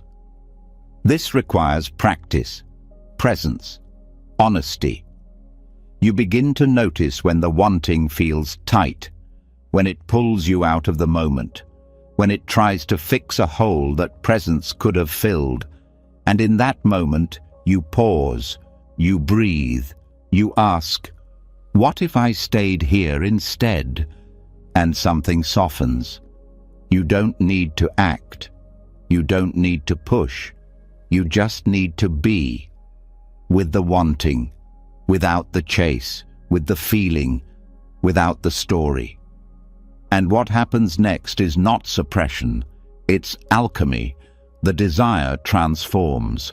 It becomes warmth in the chest, lightness in the spine, space in the mind, and the object you once thought would complete you no longer holds power over you, not because you forced it away, but because you saw through it, because you stayed, because you let it teach you instead of rule you. In relationships, this changes the entire dynamic. You stop needing others to complete a picture. You stop demanding that they soothe every hunger. You begin to share love, not from emptiness, but from presence. You no longer reach for them to escape yourself. You reach with awareness, with care, with freedom to stay or to let go. Desire remains, but now it's woven with clarity, with stillness. Tantric Buddhism doesn't erase longing, it refines it. It teaches that the deepest desire is not for a thing or a person, it's for union, for truth, for dissolving into something larger than the self. And when that longing is met with deep presence, it opens. It becomes devotion, not to an external God, but to life itself, to the sacredness of this moment, to the flame that wants nothing but to burn clearly. This is not abstract. It is felt in the breath, in the body, in the pause before you reach, in the space between thoughts, in the knowing that you are allowed to want, but you are not required to obey. You can hold the fire. You can rest with it. You can let it warm you without letting it burn down your house. And sometimes that means grieving the old way, grieving the part of you that chased endlessly, that begged the world to fill a space it didn't know how to enter, that grasped because it didn't yet know how to feel. You bless that version of yourself. You say thank you, and you let it go. Not with coldness, but with love. Because now you are no longer running from desire, and you are no longer enslaved to it. You are walking with it, listening, holding, breathing. And in that space, the energy once called craving becomes something sacred, something quiet, something that no longer takes from you, but gives you back to yourself. This is not a final state. It's a path, a rhythm. Some days you'll chase, some days you'll grasp. But now you know how to return. You catch yourself faster, you soften more easily, and desire, once feared or worshipped, becomes what it was always meant to be. A wave you can ride, not drown in. So tonight, let every longing rise without judgment. Let every hunger speak. But instead of reaching for the thing, reach for presence, for the breath, for the awareness that can hold everything without needing to grab it. And let that awareness fill the space. Let it become more satisfying than the outcome ever could. And from that deep, still satisfaction, the journey continues. Not toward more, not away from less, but into the center, where desire becomes light, where longing becomes clarity, and where you remember, once again, that nothing needs to be pushed away to find peace. It only needs to be held differently. After learning to sit with desire, not to obey or reject it, but to hold it with presence, a new kind of clarity starts to emerge. The mind becomes less tangled in wanting and more curious about what's really happening underneath it all. A quiet question starts to surface. If I'm not what I desire, and I'm not what I push away, then what exactly am I? Not in the sense of a label or a belief, but in a direct, lived experience. What is this self I keep trying to fix, defend, or define? And is it possible to meet that question not with conclusions, but with observation? In Buddhist practice, this is the turning point, where identity stops being something to declare and starts being something to witness.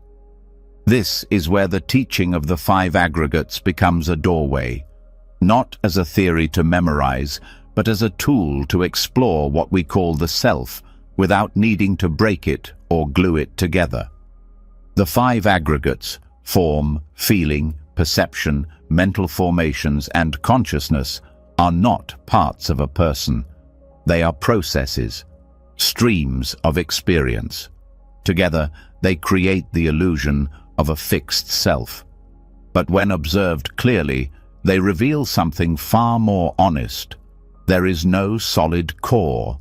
There is movement, pattern, flow, and wholeness is found not by clinging to one of these parts, but by seeing how they arise and pass like waves on a shore. This observation is not meant to destroy the self, it's meant to free it from illusion. You start to see the body as form, changing, aging, experiencing sensation. The form is not you. It is known by you. You see feelings arise, pleasant, unpleasant, neutral. These feelings don't define you. They visit you. You observe perceptions, your ability to recognize shapes, names, symbols, and emotional tones. These perceptions build a world, but they are not fixed. They depend on context, mood, memory. Then come the mental formations, your thoughts, beliefs, reactions, intentions. These often seem to be the core of the self, but when you really look, you see how quickly they change. One moment, confidence. The next, doubt. One moment, fear. The next, calm. These patterns move, and yet we tend to say, "That's me." But they are not the self. They are what the self watches. And finally, consciousness, the awareness that knows all of this is happening. Consciousness does not cling. It sees. It allows. It witnesses the other aggregates as they shift. And here's the subtle truth. When you watch all five closely, what begins to fall apart is the illusion that there is a single, solid me at the center of it all. What's left is not a void. It's not cold. It's vast. It's peaceful. Because nothing needs to be defended anymore. No part needs to be rejected or turned into identity. Everything can be seen. Everything can belong. Observing the five aggregates is not an abstract practice. It's a direct encounter with your experience. When anger rises, you can notice the tightness in the chest, form, the heat, feeling, the judgmental thoughts, mental formations, the labeling of a person or event as the cause, perception, and the knowing of all of this, consciousness. In that moment, you are not lost in anger. You are aware within it, and that changes the entire experience. It breaks the trance. This is the foundation of integration. You stop fragmenting yourself into good moods and bad days, into authentic self and shadow. You start to see that all of it is made of the same moving parts. There's no part that needs to be kicked out, no feeling that disqualifies you from peace. When you observe the aggregates, you step into wholeness, not by making everything feel good, but by allowing everything to be seen clearly. In meditation, this observation becomes a daily practice. Sitting quietly, you scan your experience, a sensation in the body, form, a reaction to it, feeling, a mental label, perception, a thought that arises, mental formation, the awareness of all of it, consciousness. And the more you practice, the more fluid your sense of self becomes. You stop grasping. You stop building yourself out of thoughts. You begin to rest in the movement without trying to freeze it. This also transforms how you relate to the world. You stop assuming that people are only what they show. You know that everyone is made of aggregates too, shifting sensations, moods, memories, projections. When someone reacts with anger, you don't have to take it personally. You see their mental formations, their feelings, their perceptions. You don't reduce them to that moment. And that opens the door to compassion, to non-reactivity, to wisdom that sees beyond behavior into the process that produced it. This isn't about detachment in the cold sense. It's about liberation from confusion. The confusion that says, I am this thought, I am this mood, I am this opinion.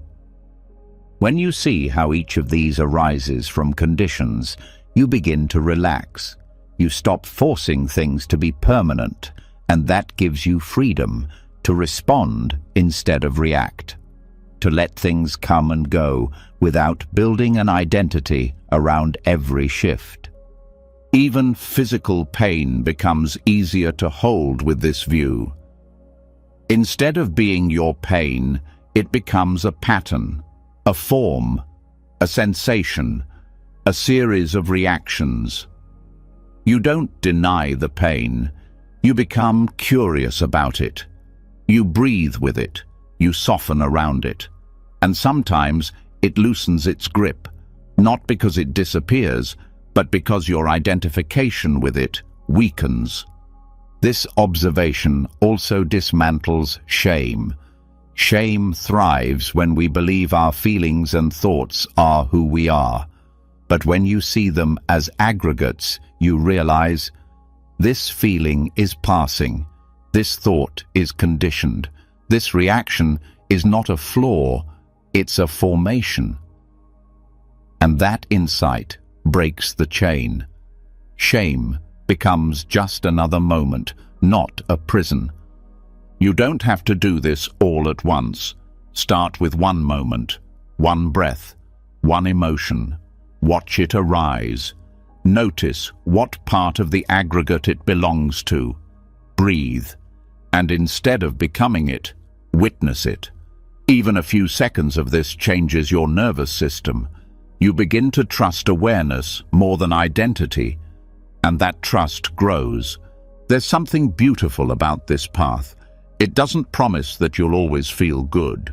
It promises that you'll stop being fooled, that you'll see life as it is, not to escape it, but to meet it with open eyes. When you stop needing to be a certain way, and you start seeing how things move through you, peace comes, not from perfection, from understanding. You'll still have preferences, still make choices, but you'll do so with less attachment, less ego, less confusion. You'll know that everything, pleasure, discomfort, joy, sorrow, is a dance of aggregates. And you'll move through that dance with more grace, because you're no longer trying to be the dancer. You're resting as the space the dance moves through. And in that space, wholeness isn't something you reach. It's something you remember. Not as a conclusion, but as a lived truth. That nothing in you is separate. Nothing needs to be erased. Everything can be held in awareness. Everything can be seen, and seeing it fully is the beginning of being free. So let tonight be simple. Let the body rest. Let the thoughts float. Let the feelings rise and fall. And in the middle of it all, stay aware. Stay open. Let the aggregates move, and let yourself be the witness, spacious and kind, needing nothing to stay and nothing to go. From that place of seeing, the path continues, clearer, softer, whole. After seeing the self as a movement of aggregates, form, feeling, perception, mental formations, and consciousness, a kind of inner quiet begins to grow. Not a silence forced by withdrawal or effort, but a natural hush that comes when the need to cling, explain, or define starts to dissolve. The fragments are no longer at war. The parts are no longer being labeled as good or bad.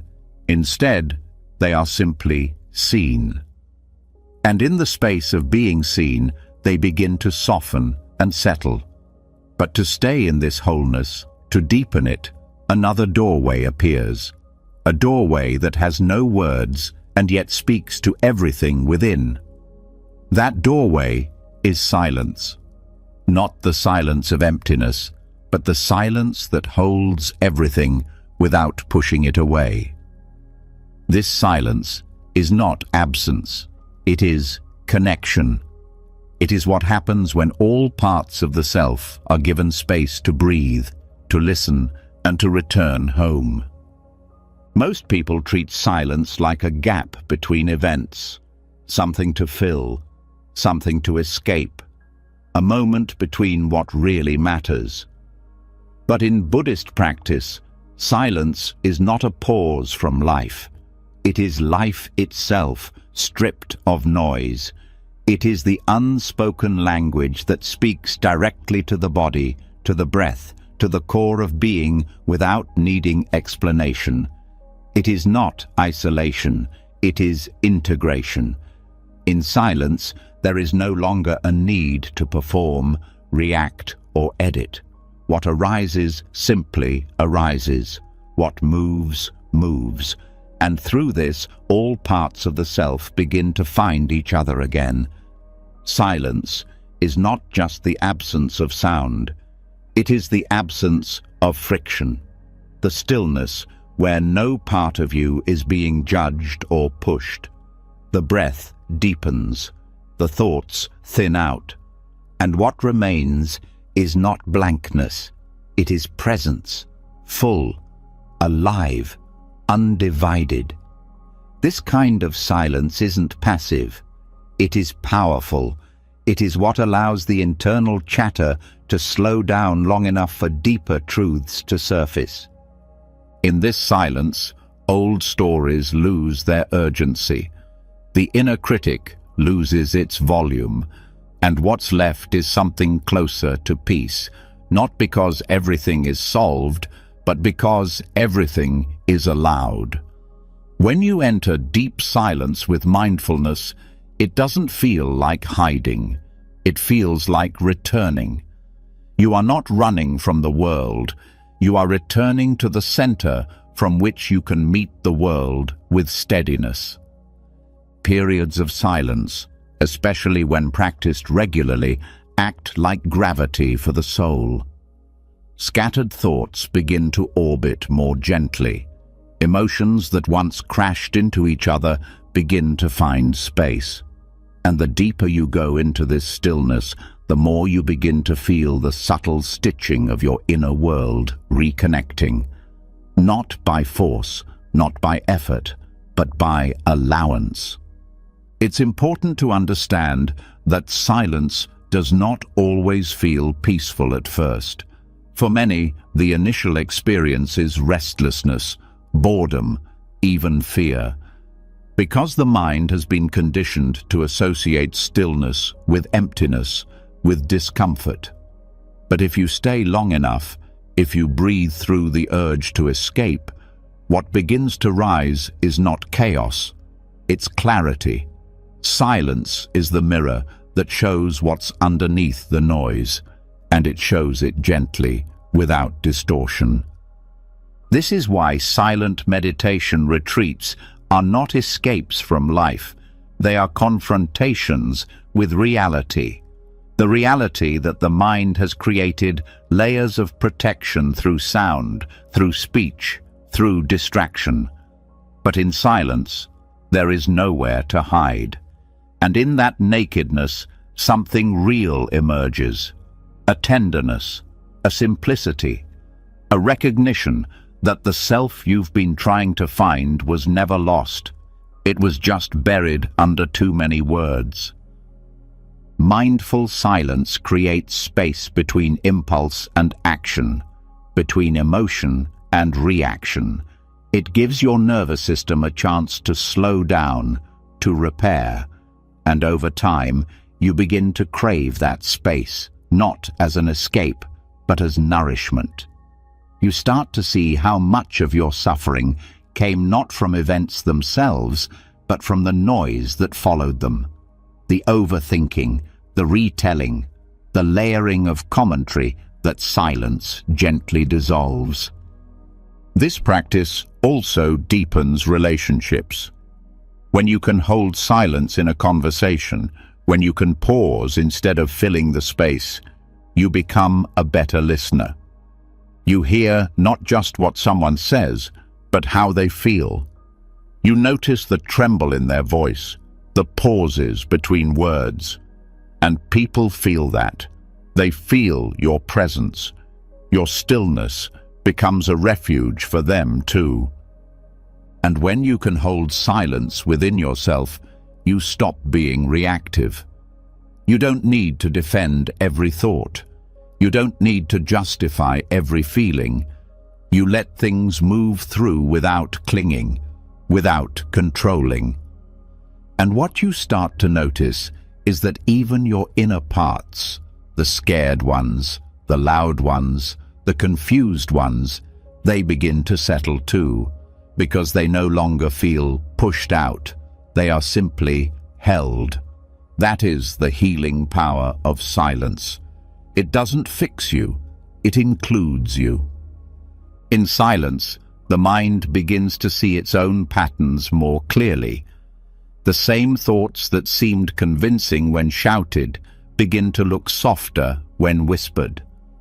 The urgency to act gives way to curiosity, and this opens the door to insight, not as information, but as direct knowing. You begin to recognize your own rhythms.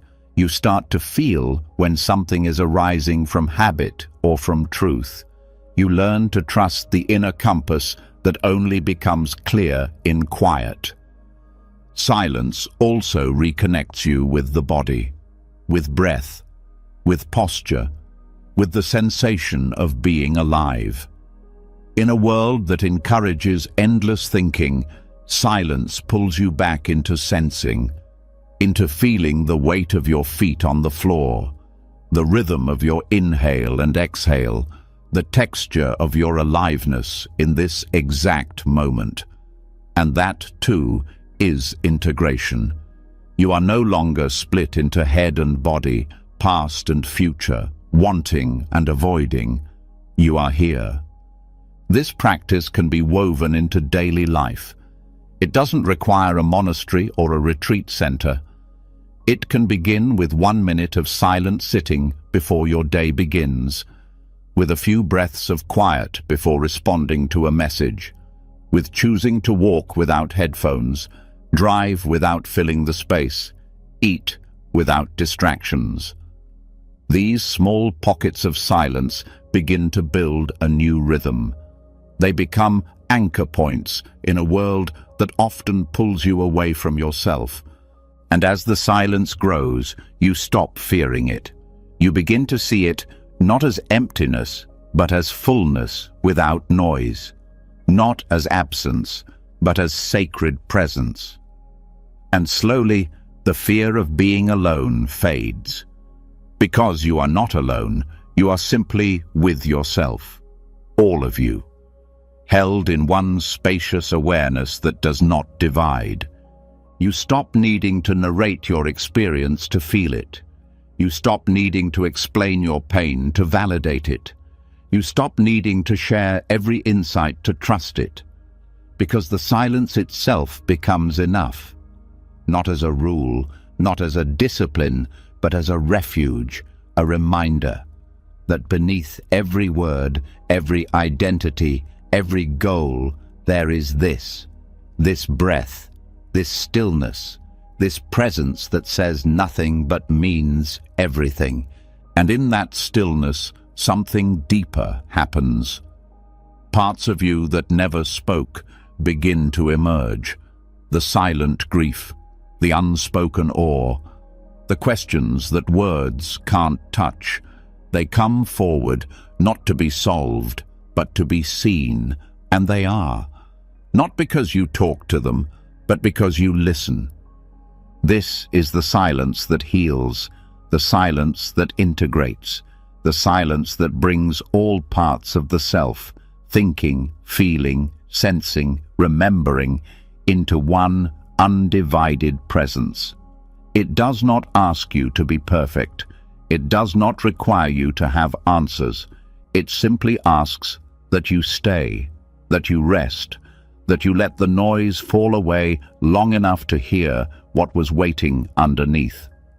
So tonight, let silence be your teacher. Not forced, not sterile, but alive. Sit in it. Breathe in it. Let it hold you like the sky holds the clouds, gently, without judgment, without rushing. And in that holding, let yourself feel whole, not because everything is resolved, but because everything is welcome. And from this quiet center, the path continues, not with more words, not with louder effort, but with stillness as your guide. After resting in silence, the kind that doesn't just quiet the mouth, but softens every corner of the mind, something rare begins to return. A clarity that isn't built from logic, a wholeness that isn't pieced together by force. There's no more chasing, no more fixing, just breath, just space, just being. And within that being, a question arises, not spoken, but deeply felt. What if none of the labels you've collected are actually you? What if freedom isn't in adding more insight, but in letting go of everything you thought you knew? This is the threshold of returning to original mind, a mind that isn't built from memory or identity, a mind that doesn't seek to be right, but seeks to be real. Beginner's mind, the place where truth isn't held in ideas, it's discovered moment by moment. In Zen, they speak often of the beginner's mind, not as naivety, but as sacred openness. It is the mind before the story, the mind before the name, the one that doesn't carry conclusions into the next breath. It looks at life without filters, not because it lacks intelligence, but because it has stopped pretending it already knows what everything means. And in that innocence, not ignorance, but innocence, life begins to feel alive again. Accumulated identity is heavy. Over the years it builds like layers of paint, until the original texture of your being becomes hard to feel. You're not just seeing a flower, you're seeing what you were taught it meant. You're not just meeting a person, you're meeting your past assumptions about them. Even your own emotions aren't experienced freshly. They're judged, compared, labeled. Beginner's mind cuts through that weight, not with force, but with curiosity. Curiosity is the heartbeat of original mind. It doesn't cling to expertise. It doesn't wear your past like armor. It asks quietly, "What is this right now?" And it listens. It doesn't assume it knows the shape of the next moment. It doesn't reduce the world to concepts. And in that not knowing, it comes closer to truth than any certainty ever could. Most people fear not knowing. They fill the unknown with conclusions, with categories. But that very reflex, trying to label, trying to define, is what keeps them away from presence. Beginner's mind isn't about being confused. It's about being honest enough to admit that every moment is new, and therefore no past thought can fully explain it. It's about letting go of the idea that understanding something means controlling it. Returning to beginner's mind isn't regression. It's restoration. You're not going backward. You're waking up again to what you stopped seeing, to the sky without commentary, to the feeling of water without analysis, to your own breath, not as a technique, but as a miracle.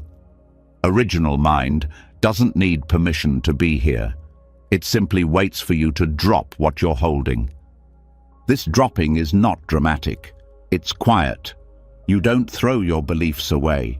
You just stop gripping them. You don't erase your memories. You stop treating them as blueprints.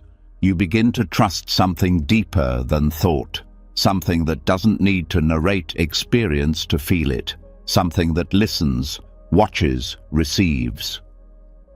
Meditation is one of the places where beginner's mind becomes especially clear. At first, you bring expectations, hopes, maybe even a goal. But over time, those attachments make the practice feel narrow. You start to realize that the richest meditations are the ones where you drop all techniques and simply sit with no aim but to be awake, to breathe, to meet the moment not with control but with welcome. This is not laziness, it's intimacy. You're not checking out, you're checking in. without pretending you know what's supposed to happen, without rushing the experience into meaning. And in that letting go of expertise, a different kind of knowing emerges, one that isn't in the head, it's in the body, in the breath, in the way your heart responds to the world when it's not being told how to feel. Beginner's mind is also a powerful teacher in conflict. When you approach a disagreement with the belief that you already understand everything, your side, their side, the meaning, the outcome, you leave no room for anything new to unfold. But when you approach it with original mind, you listen not to confirm, but to learn. You drop your defenses, not because you're weak, but because you're willing to see. And in that willingness, relationships change. Not always easily, but deeply. Original mind changes how you live your day. The walk to your car becomes different. The way you eat your breakfast shifts. You're not going through routines, you're discovering them again. Because now, you're not doing life from memory. You're meeting it directly, not distracted by what it should be, just present with what it is. Even your relationship with pain changes. Instead of labeling it, fearing it, or bracing against it, you get curious. What is this sensation right now?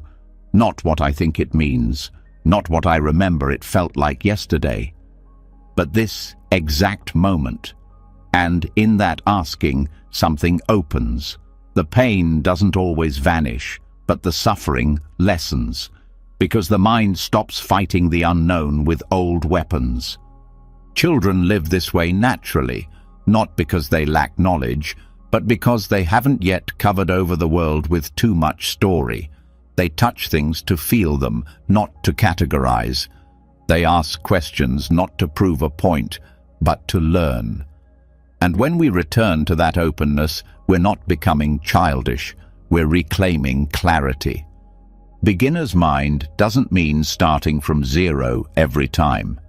It means returning to the present as if it were fresh. Because it is. Every breath is unrepeatable. Every moment is a one-time only offering. And to meet it with the weight of all your past conclusions is to miss its gift. This practice brings humility, not the kind that lowers you, but the kind that softens you. You stop needing to be the expert. You stop needing to be right. You begin to value presence more than performance.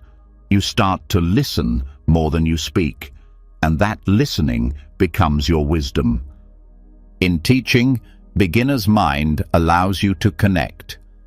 Because you're not delivering knowledge from a throne, you're exploring truth with the person in front of you. In art, beginner's mind brings spontaneity. Because you're not copying a past version of yourself, you're responding to the canvas as if it were alive. In love, it brings wonder, because you stop assuming you know your partner and you meet them anew every time. This way of being doesn't cancel out memory or insight. It just stops them from becoming cages. You're still allowed to remember, to learn, to build, but you hold your knowing lightly, like a leaf, not a sword. You stop proving yourself. You start being yourself without needing to explain it. So tonight, let the need to define things fall away. Let every label, success, failure, smart, broken, spiritual, lost, drift to the side. Not because they're wrong, but because they're too small to hold the fullness of this moment. Breathe as if you've never breathed before. Feel the air on your skin as if it's the first time. Let your own presence surprise you. And from that freshness, the path continues, not with certainty, but with wonder. Not with strategy, but with sincerity. Not with the burden of knowing, but with the freedom of beginning again, in every breath, forever whole. After returning to beginner's mind, after dropping the weight of old identities and meeting the world with curiosity instead of conclusions, something even more subtle begins to come into view. A quiet tug-of-war that has been happening beneath the surface, often unnoticed. The tension between who you think you are and who you think you're supposed to be. The comparison between your current self and your imagined, better version. It's not loud like fear or sharp like grief, but it drains energy, splits attention, and keeps the heart from resting. It whispers that you're not quite there yet, that if you tried a little harder, fixed a few more things, you'd finally arrive. But that destination never seems to come. And so begins the quiet, relentless inner conflict, one that can't be solved by achieving more, one that only dissolves when the illusion of separation is seen through completely. This is where the teaching of non-duality, Advaya, enters, not as philosophy, but as direct experience. Non-duality doesn't ask you to believe anything. It doesn't require spiritual jargon or cosmic metaphors. It simply points to what is already true beneath all effort. That the division between self and life, between now and later, between what I am and what I should be, is a mental construction, one that can be gently set down. And when it is, the war ends. At the heart of non-duality is one simple recognition. There is no separate self observing the world. There is only awareness, appearing as this moment, not awareness of something, just awareness, being everything, the thoughts, the sensations, the emotions, all arising within the same field. No boundary, no center, just movement held in presence. The illusion of separation begins early. The mind learns to divide. This is me, that is not. This is success, that is failure. This is right, that is wrong. And over time, this mental slicing creates suffering. It creates an internal judge, a voice that constantly measures your worth by comparing it to an ideal. You walk around not just living, but analyzing yourself in real time. Was that enough? Did I say the right thing? Am I who I'm supposed to be yet? The mind becomes both actor and critic, exhausting. But when non-duality is seen, not understood conceptually, but felt in the body, this split begins to dissolve. The voice of judgment quiets, not because you've won its approval, but because you've stopped believing it was ever separate from the rest of you. You see that even the inner critic is just another arising in awareness, no more real or final than a passing cloud. The path to this realization is not through effort, it's through inquiry and direct observation. When a thought arises, I should be more disciplined, you pause. You ask, who is this I that should be more? Not to find an answer, but to see the question collapse. There's no fixed self behind the thought. There's just thought, arising. And in that space of recognition, a strange peace enters. Because if there is no solid self to fix, then maybe there was never anything wrong. This doesn't lead to apathy. It leads to wholeness. You can still grow, still learn, still refine your actions, but it no longer comes from war. It comes from love, from clarity, from alignment, not inadequacy. You stop being driven by the whip of not good enough. You start moving with the breath of presence. In relationships, this changes everything. You stop projecting your inner split onto others. You stop trying to get them to confirm your worth. You listen more, react less.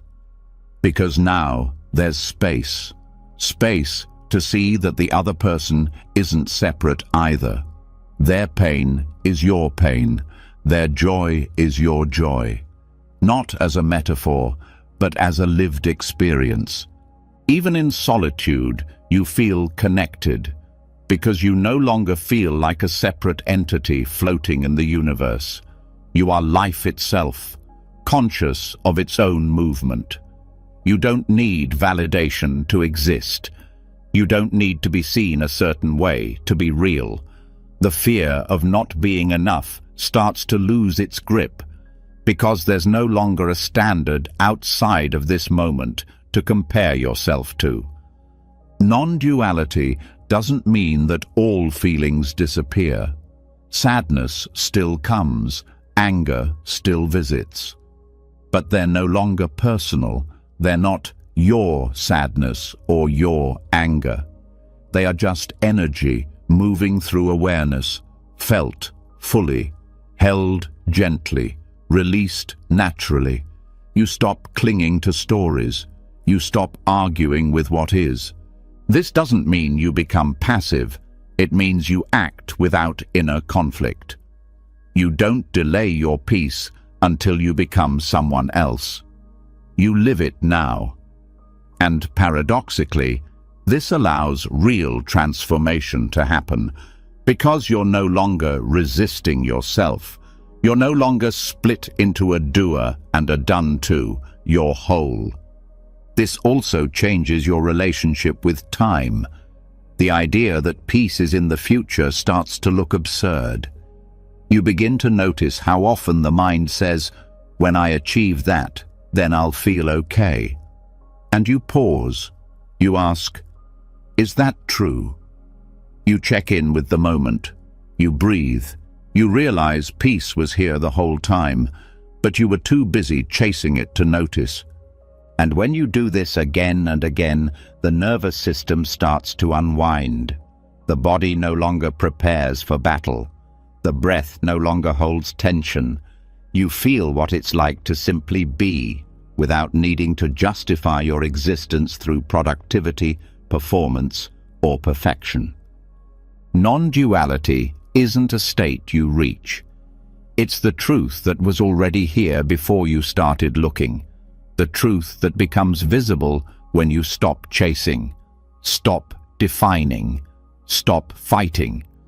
It's not something added to you. It's what remains when the false divisions fall away. This awareness is soft, not dramatic. It meets every moment with openness, even confusion, even resistance. Nothing needs to be excluded, because in non-duality, even the struggle is part of the whole. Even the voice that says, "This is hard to grasp," is just another ripple in the same ocean. You don't need to force understanding. You don't need to make the ego disappear. You just need to notice that the ego too is a movement in awareness. And that awareness has no edge, no boundary, no preference. It simply holds everything. The thought of being behind, the desire to improve, the fear of being judged, all seen, all allowed, all returned to the space that never left. This recognition grows quietly, not through argument, not through intensity, but through repeated soft seeing, through gentle inquiry, through choosing again and again to return to the breath, to the body, to the presence that asks nothing but attention. And in that attention, the internal war begins to fade, not because one side won, but because the battlefield itself disappears. So tonight, let the idea of who you should be dissolve. Let the effort to perfect yourself melt. Let every version of self fall away just for a moment, and feel what remains. This breath, this silence, this awareness, holding it all. You are not split, you are not lacking, you are not two selves at war. You are this wholeness, this openness, this now. And from this now, the path continues, not in search of something new, but in the return to what was never separate to begin with. When the illusion of separation begins to dissolve, when the internal war between who you are and who you thought you needed to become starts to lose its grip, a deeper kind of stillness becomes possible. No longer pulled apart by duality, the mind starts to settle into the reality of what is. But in this stillness, something old often rises. A sharp memory, a decision you can't undo, words you wish you never said, a silence you wish you'd broken, regret, not just as a thought, but as a feeling that clings like a shadow, repeating the same loop in different disguises. It isn't always loud, but it's persistent. And even after you've released judgment, even after you've rested in presence, regret can sit quietly in the background, convincing you that one moment in the past has the power to cancel your wholeness in the present. But it doesn't. Buddhism does not treat regret as an enemy, nor does it dismiss it with clichés or quick comfort. It approaches regret as a teacher, as a doorway, not one to be ignored, but one to be entered with care. Because regret, when held with awareness, transforms. It stops being a chain and becomes a compass. It stops being a punishment and starts pointing toward growth, clarity, and even compassion. But for that to happen, you have to meet it fully. You have to stop pushing it down. You have to stop trying to solve it with self-blame or numb it with distraction. The pain of regret often comes from the story that what happened shouldn't have happened. The mind spins in circles saying, "I should have known better," or "if only I'd done things differently." But from a Buddhist perspective, this is where suffering hides, not in the past itself, but in the resistance to the past. The belief that something is fundamentally wrong because it cannot be undone. The path out of suffering begins not by rewriting history, but by turning toward it with a different lens. That lens is impermanence. One of the most essential teachings in Buddhism. Everything changes, every moment arises and passes away. And regret, when seen through this truth, begins to soften. You start to understand that the person who made that mistake, who said that thing, who made that choice, was not who you are now. Not better or worse, just different. They were shaped by conditions, by habits, by pain you may not have been fully aware of at the time. This is not an excuse, it's context. And context is what allows you to move from guilt to understanding. Understanding does not erase consequences. It does not undo harm, but it opens the heart to compassion. To recognize that all beings, yourself included, are learning, stumbling, growing through trial and error. The self that erred was trying in its own limited way to cope, to belong, to feel safe. And when you see this, something shifts. You stop being the judge and become the witness. You stop punishing yourself and begin to care for the part of you that hurt others from its own confusion. One of the most powerful practices in this transformation is metta, loving kindness meditation, especially when directed inward. Instead of replaying the moment with shame, you sit quietly and bring to mind the version of you who made the mistake. not to justify, but to offer kindness, to say, I see you, you were lost, you were scared, and you were still trying. You breathe with that version of yourself. You allow space for sadness, for grief, even for disappointment, but without judgment. And in that space, healing begins. Another practice is confession, not in the religious sense, but in the Buddhist tradition of open acknowledgement. It can be done in private or with a teacher or spiritual friend. You name the action. You see its impact. You express remorse. Not to beg for forgiveness, but to take full responsibility without self-condemnation. This practice is powerful because it breaks the secrecy of regret. It brings it into the light. And what is brought into the light begins to lose its power. Buddhism also teaches sila, ethical living, not as a rule book, but as a path to peace. When regret arises, it often points to a place where you acted out of alignment with your deeper values. Instead of turning that into guilt, you use it as guidance. You ask, how can I live more clearly now? What truth was ignored then that I can honor today? Regret becomes a teacher, not a wound, a reminder of the kind of person you want to be, not a verdict on who you are. Mindfulness plays a central role in this healing, because often regret is not about the event. It's about the thoughts that replay it over and over. How could I be so stupid? I ruined everything. These thoughts are not the voice of truth. They are the echoes of unprocessed pain. When you sit in mindfulness, you notice these thoughts without fusing with them. You say, here's that thought again, and you breathe. You don't fight it. You don't feed it. You just watch. And slowly, it starts to lose its sharpness.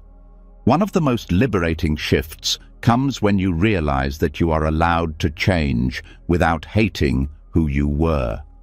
Growth does not require self-punishment. Transformation is not earned through shame. In fact, shame often keeps the wound stuck. You can regret an action without rejecting the actor.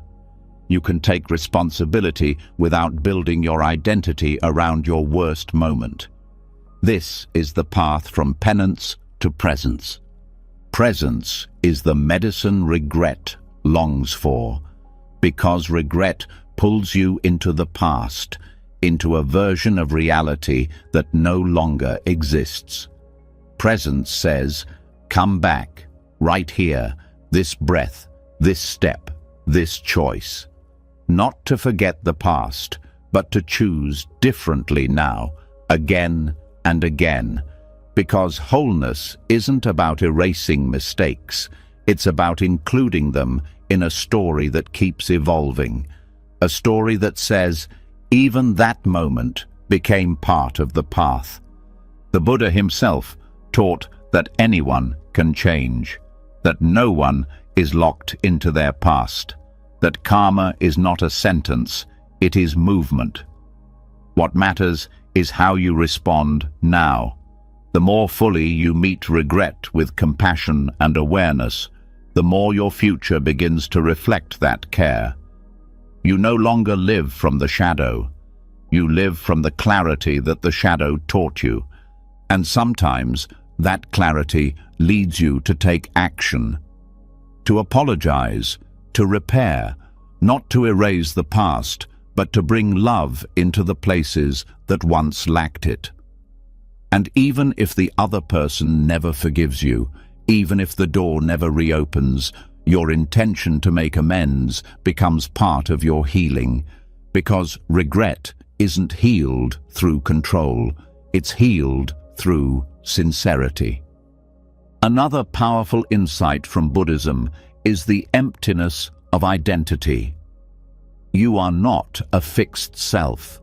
You are not the sum of your mistakes. You are not frozen in one moment. You are a living process, ever changing. And this means that redemption is not a dramatic event. It is a continuous practice. Every breath is an opportunity to return, to respond, to care. This doesn't mean forgetting. It means remembering differently. Not as a trauma, but as a turning point. Not as proof of failure, but as the beginning of deeper honesty. When you stop hiding your regret, it becomes something sacred. It teaches you how to listen more closely, how to speak more truthfully, how to live with a little more gentleness for yourself and others. So tonight, let regret rise if it must. But meet it not with shame, not with fear, but with warmth. Let it speak, let it be seen, and then let it be held, not by punishment, but by presence. You are not your past. You are this moment, this breath, this awareness, learning to hold the weight of yesterday with the hands of compassion. And from these hands, the path continues, not toward erasing, but toward integrating. Not to undo what cannot be undone, but to live today in such a way that yesterday no longer defines the horizon. After learning to face regret not with shame, but with gentle presence, after realizing that even the most painful mistakes can be softened by awareness, what remains is something quieter. The drama begins to fade, the striving begins to slow, the stories lose their urgency, and what's left is this moment. Not a breakthrough, not a revelation, just the sound of the breath, the weight of the body on the floor, the feeling of being alive without needing to be anyone else. This is where many overlook the path, because the mind is trained to search for meaning in the extraordinary. It chases peak experiences, waiting for some thunderous shift to signal transformation. But in Buddhist practice, the deepest peace is not found in the heights. It's found in the simplicity we keep stepping over, the ordinary moments we forget to see. This forgetting is not failure. It's habit. The habit of rushing, of assuming that the real life is just around the next corner. That peace will arrive once the dishes are done, the inbox is cleared, the big insight is had. But wholeness doesn't live in tomorrow. It's not hiding in a perfect version of yourself. It's here, in the water running over your hands, in the warmth of tea before the first sip, in the moment you stand at the door and pause before stepping outside. These are not distractions from the path. They are the path. Buddhist mindfulness teaches that when attention is returned to the present, not with effort, but with care, everything becomes practice. Not in a rigid way, not in a checklist of mindful things to do, but in a soft turning toward what is already here. You don't need to climb a mountain to find the sacred. You only need to stay with what you're doing long enough to actually feel it. Folding laundry becomes a kind of prayer. Each piece touched with awareness, the fabric soft in your hands, the breath moving slowly as you work, not rushing to finish, not escaping into thoughts, but just being there. And in that being, something strange and beautiful happens. You feel connected, whole, not because the task is special, but because you are finally in it. Washing dishes becomes an act of presence, the temperature of the water, the weight of the plate, the quiet repetition, the absence of hurry. There is no enlightenment to earn here, just the fullness of this moment, seen without distraction. And in that seeing, the mind stops resisting life.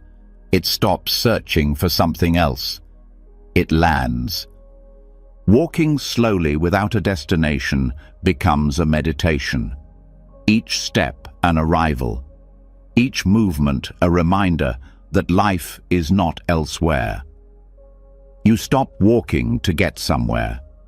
You walk to feel the ground, to notice the way your arms swing, to hear the sounds around you. This isn't mystical, it's ordinary. But when met with mindfulness, the ordinary becomes luminous. The mind resists this simplicity. It says, "That can't be enough." It wants meaning in big gestures, in impressive insights. But meaning is not missing. It's just buried beneath the habit of looking too far ahead. Mindfulness returns you, not to a better version of life, but to life itself. There is something healing about remembering this, because most of our suffering doesn't come from the moment. It comes from the stories about the moment, the thoughts about what should be happening, the pressure to be more productive, more evolved, more enlightened. But when you return to what's actually here, the pressure loosens. The moment doesn't ask you to be anyone. It just asks that you be present. Even in pain, this practice offers refuge, not because mindfulness makes pain disappear, but because it allows you to hold it differently, to feel the breath moving in and out, even as the body aches, to notice the sounds around you, even as the heart feels heavy. Presence doesn't require perfection, it only requires willingness. Eating becomes different too. Not just a function of survival, but a ritual of care. You taste more. You chew slower. You notice how the body receives nourishment. The meal becomes less about distraction and more about honoring your needs, even if it's simple, even if it's quiet. Mindfulness, in ordinary moments, reconnects you to time, not clock time, but felt time. When you're truly present, 5 minutes can feel full, rich, like you lived something real. And when you're distracted, whole hours can pass without any sense of connection. The gift of mindfulness is that it gives your time back, not by making life bigger, but by bringing you closer to it.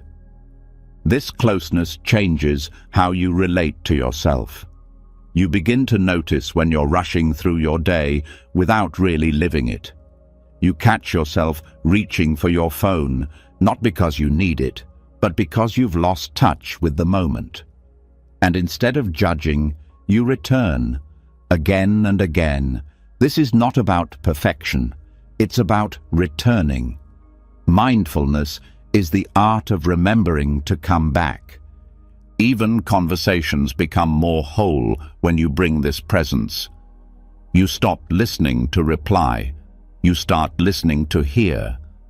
You notice the tone in someone's voice, the look in their eyes, the pauses between words, and suddenly connection deepens. Not through what is said, but through how fully you're there to receive it. This awareness doesn't make life easier, but it makes it fuller. It doesn't remove sadness or joy or frustration. It allows you to experience them without numbing or exaggerating. It brings you home to the body, to the breath, to the moment that never left, but that you had forgotten how to feel. Even rest becomes different. Not the kind of rest that is just collapse after exhaustion, but real rest.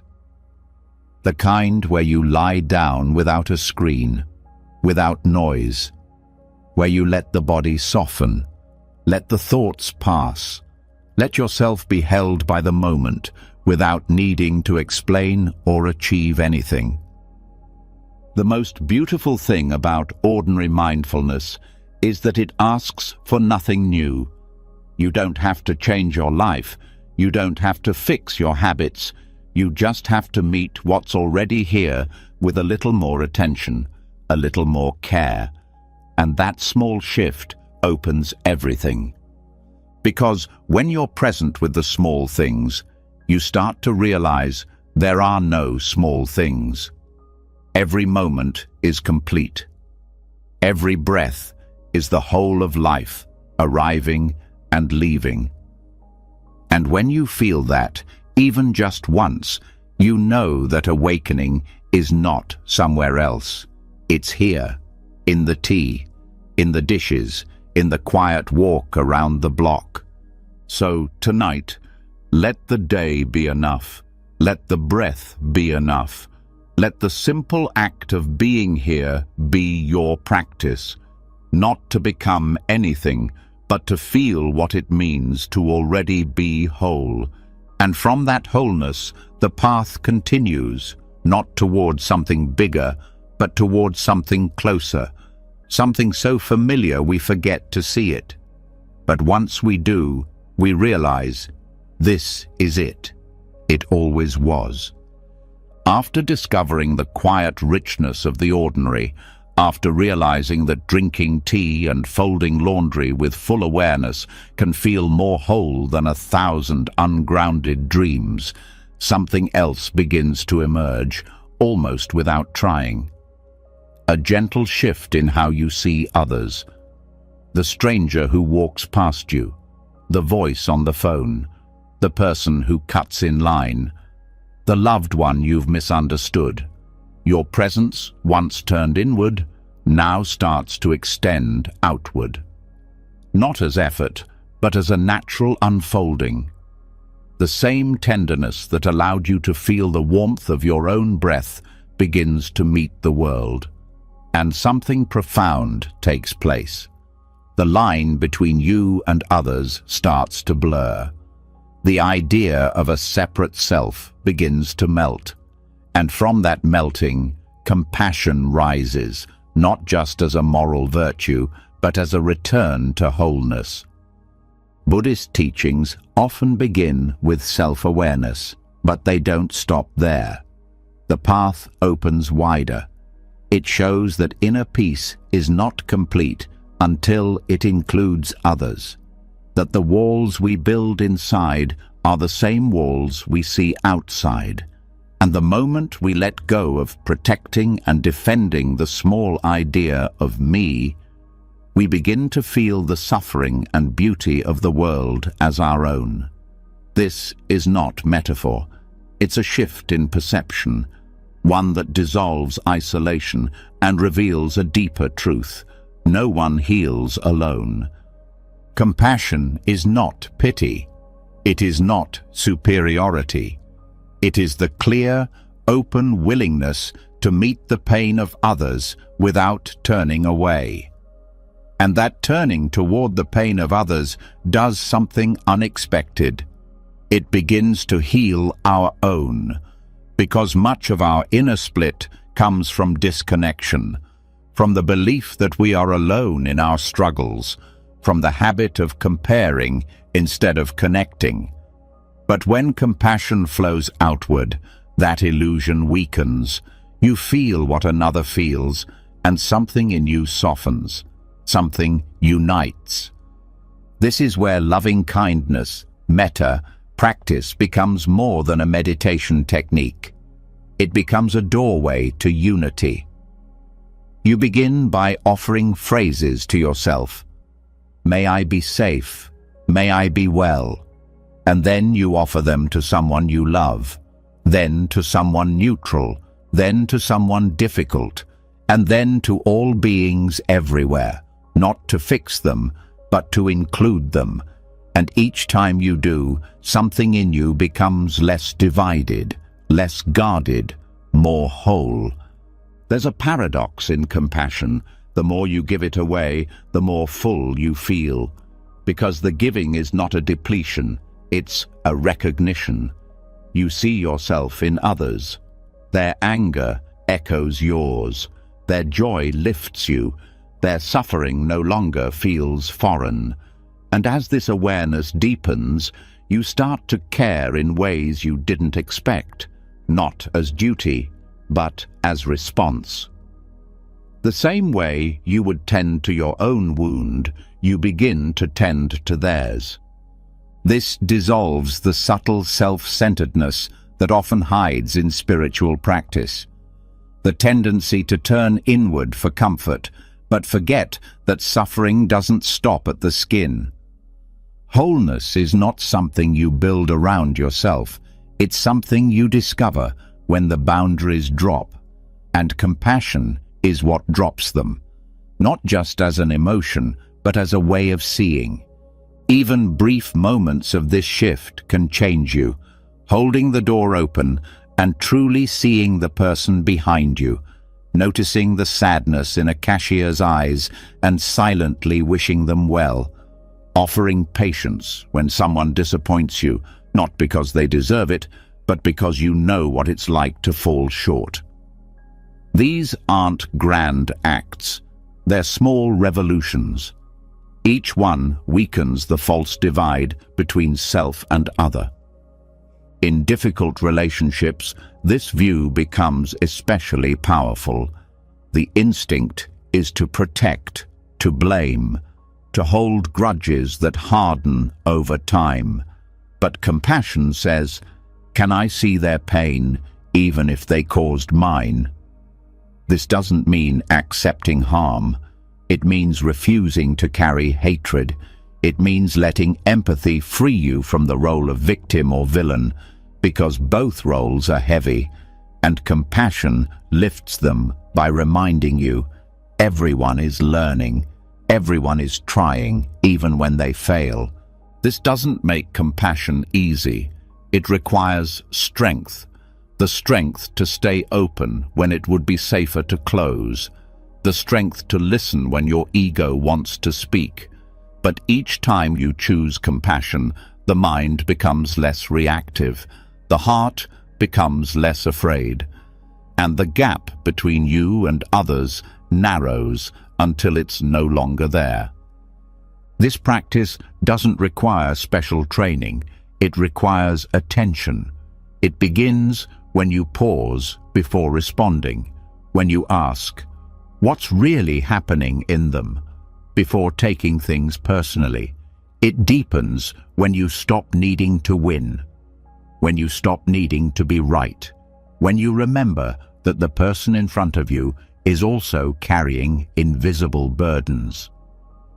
Compassion also transforms how we carry our own past. When we see how often others are driven by pain, by fear, by misunderstanding, we begin to see how those same forces shaped our own mistakes. And this backward-looking compassion becomes forgiveness, not the passive kind, but the wise kind, the kind that sees clearly and still chooses to soften, to release, to move on without poison. Even strangers become teachers on this path. The loud neighbor, the grumpy driver, the person who says something cruel online. Instead of reacting, you practice, "They must be suffering," and not just as an idea. You feel it. You hold their humanity in your awareness, even when their behavior is hard to accept, and this becomes a mirror. Because if you can do that for them, you can do it for yourself. The more you practice this way of being, the less you feel like a separate being moving through a cold world. You start to feel like part of something larger, not an idea, not a system, but a living web of experience. You see that your joy is not fully yours, nor is your pain, that we rise and fall together even when we pretend we don't, and that wholeness is not private. It expands outward through the quality of your care. There are days when compassion will feel impossible, when your heart feels raw or closed. That too is okay. The practice continues. Sometimes the most compassionate thing you can do is not lash out, not deepen the harm, just breathe. And in that restraint, in that quiet dignity, something begins to heal again. This kind of wholeness doesn't come from avoiding others. It comes from turning toward them with presence. With boundaries, yes, but also with curiosity. You don't have to understand everything. You just have to stop turning away. Stop dividing the world into me and them. And when that happens, something opens. Because when your care includes more than yourself, you start to feel larger, not in ego, but in essence. You start to feel that your heart has room for mistakes, for differences, for everything that makes being human difficult and beautiful at once. So tonight, let your awareness include one more person, someone you love, someone you struggle with, someone you'll never meet. Just hold them in the quiet of your breath, without needing anything to change, without needing them to be different. And feel what happens when you stop protecting your wholeness and start sharing it. And from that sharing, the path continues, not as solitude, but as connection, not as escape, but as a return to the web of life, where no one is truly separate, and love is not a performance, but a remembering. When compassion begins to include others, when the line between self and world dissolves through care rather than control, something deep inside loosens, not as a dramatic shift, but as a gentle unraveling of the need to keep everything tidy. You stop trying to fix everyone. You stop needing to perfect every part of your story. And in the silence that follows, there comes a quiet insight. Maybe things aren't meant to be finished in the way the mind demands. Maybe wholeness doesn't mean completion. Maybe the cracks, the missing pieces, the open-ended moments are not mistakes. Maybe they are invitations, not to fix, but to feel, not to seal, but to see. And this is where the wisdom of letting things be incomplete begins to unfold, not as a resignation, but as a sacred perspective. The Zen tradition offers a powerful way of seeing this truth through the lens of wabi-sabi, an aesthetic and a worldview that honors the beauty of things as they are, imperfect, impermanent, and incomplete. It isn't just about cracked pottery or weathered wood. It's about a way of living, a kind of perception that stops chasing perfection and begins to bow to what is naturally unfinished. In wabi-sabi, the chipped bowl doesn't lose its value, it gains character. The faded fabric isn't ruined, it tells a story. The silence between words holds more truth than the words themselves. The modern world teaches the opposite. Everything must be polished, completed, optimized. You're taught to finish what you start, improve what you have, and hide what doesn't look quite right. But the cost of that mindset is a constant inner pressure, a subtle war with reality. Because life is not clean. It unfolds with edges, with pauses, with interruptions.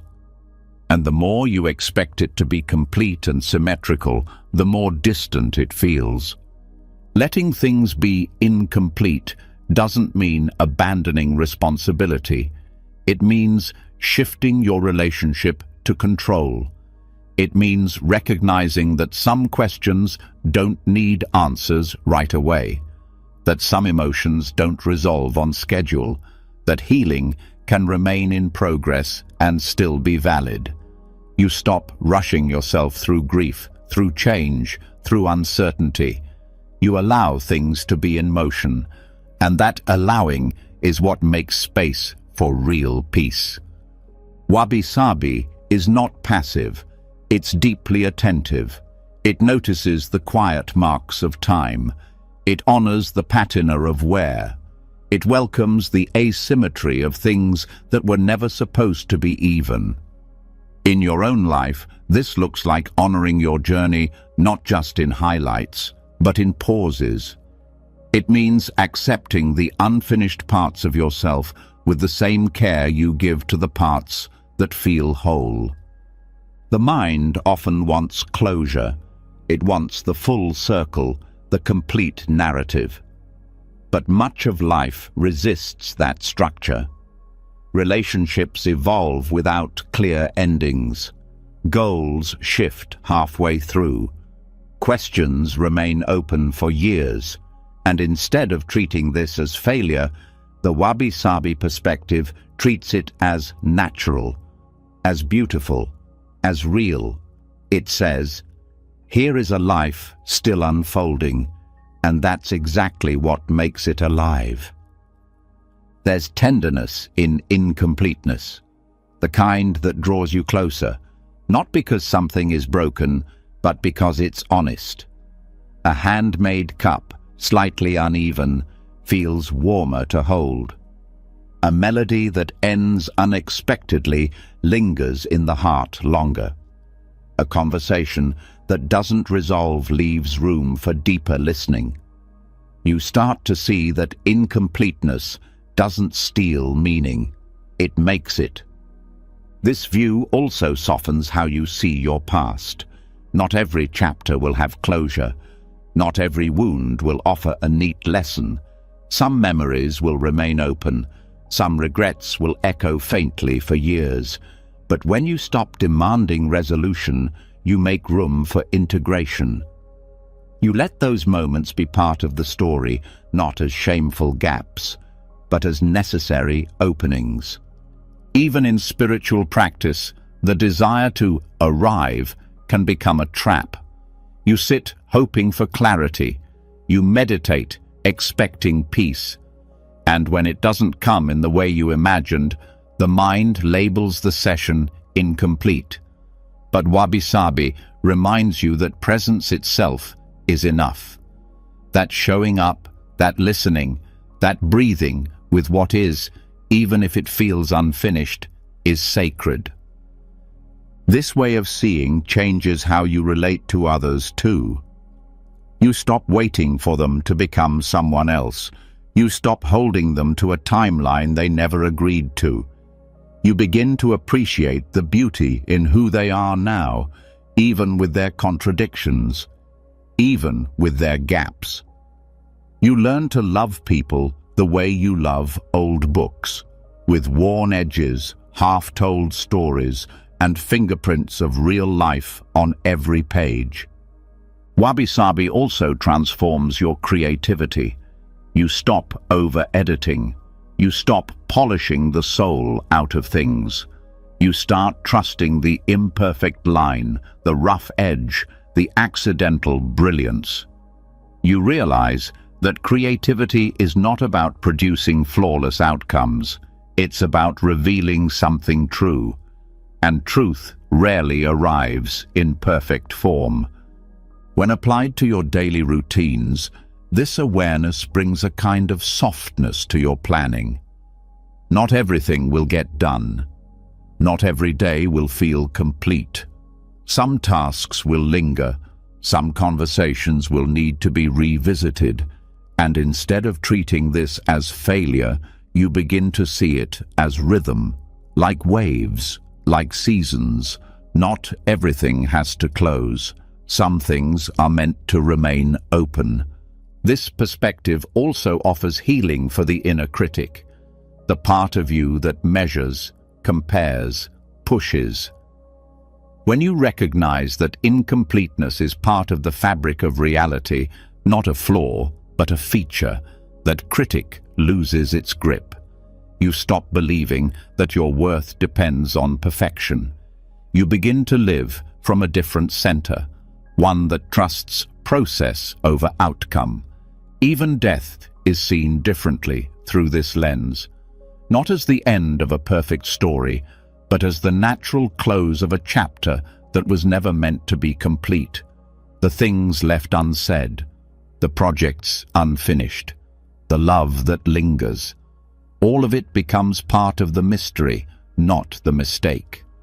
You stop fearing the end as a place where you'll be judged and start meeting it as part of the same rhythm that shaped everything else.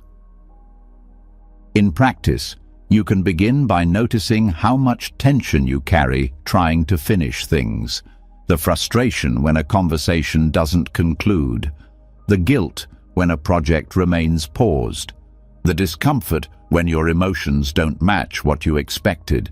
Instead of reacting, breathe, stay, let the moment be unfinished, and feel how that spaciousness changes you. You might begin to notice the small signs of wabi-sabi in your life. The worn-out chair that still holds you. The chipped mug that holds your morning tea. The photo that's slightly faded but full of memory. Each one is whole, not despite its imperfections, but because of them. Let them remind you that you, too, are not waiting to be completed. You are already part of the whole, even as you unfold. Let your meditation practice carry this spirit. Let your relationships hold room for open ends. Let your art reflect the fingerprints of being human. Stop rushing. Start feeling. Start listening to what's already enough, even if it's still in progress. And tonight, let everything remain slightly open. Let the stories in your mind stop mid-sentence. Let your breath come and go without needing to control it. Let your thoughts drift without chasing them down. Let the unspoken be okay. Let the undone rest. Let the incomplete be your teacher. And from that incompleteness, the path continues, not toward finality, but toward deeper presence. Not with answers, but with reverence for what remains unspoken, unsolved, and still entirely beautiful.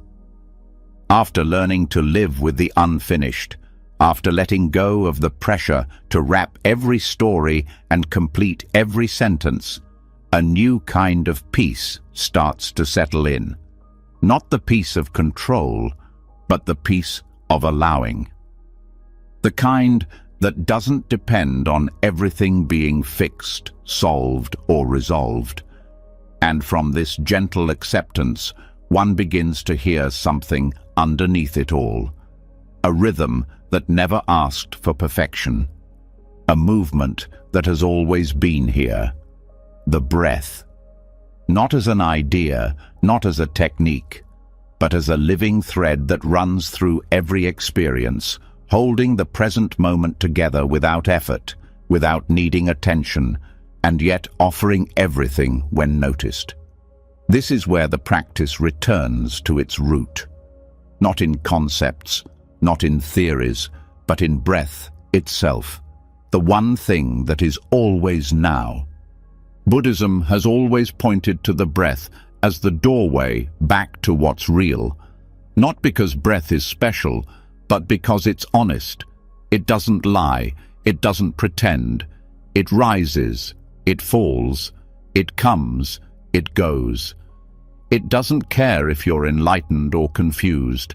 It welcomes you the same way, whether you're grieving or celebrating. And when everything else becomes noisy, when the mind spins in loops and the heart feels tangled, the breath remains simple, close, true. And that simplicity is the beginning of returning home. Mindful breathing is not about controlling the breath. It's not about making it deeper or quieter or more spiritual. It's about becoming aware of what is already happening. The inhale, the exhale, the pause in between, the body rising, the body falling. This is life, unfiltered. This is you, without the added story. And when you bring attention here to this quiet movement, something begins to shift. Not because the breath changes, but because you begin to notice what you've been missing. You've been breathing all your life, but how many of those breaths have you actually felt? How many have passed unnoticed, drowned out by thoughts, distractions, and obligations? Mindful breathing is the practice of reclaiming those moments, of saying, "I am here now, and that is enough." The breath doesn't demand effort. It invites trust. It doesn't ask you to perform. It simply asks you to return. This return is powerful because when the breath becomes your anchor, you no longer drift as easily. You stop being carried away by every fear, every desire, every old story that tries to pull you out of the present. The breath brings you back, not just to your body, but to your life, to the place where reality is actually happening, not in the past, not in the future, but here. One of the most beautiful things about breathing as practice is its accessibility. It doesn't require a temple, it doesn't require silence, it doesn't require time you don't have.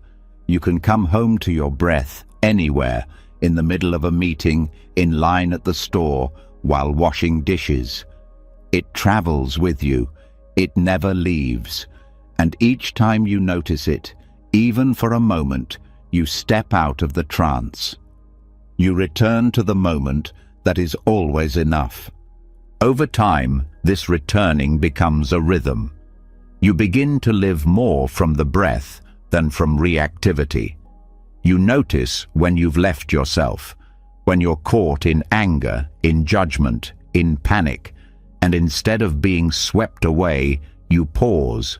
You feel the inhale, you ride the exhale, you soften your grip on needing to control, and in that softening, clarity returns, not as something you chase, but as something that was waiting underneath. Breathing mindfully also reconnects you with your body. Many live in their thoughts and only visit the body when something goes wrong. But the breath brings you back to the chest, to the belly, to the place where life moves silently, rhythmically. You begin to notice how emotion shows up in the breath, how anxiety makes it shallow, how peace deepens it, how grief shakes it. The breath becomes not just a practice, but a language, a way your body tells the truth, even when your mind tries to hide. In this listening, compassion grows. You stop demanding that your breath always be calm. You let it be ragged when it needs to be. You let it be sharp when you're afraid. You let it be barely there when sadness is heavy. And instead of fixing it, you accompany it. You sit with it like a friend. And this presence is what begins to heal, not by changing the breath, but by changing your relationship with it. This practice also reveals the truth of impermanence. No breath lasts, each one ends, and yet another always comes. This rhythm teaches trust.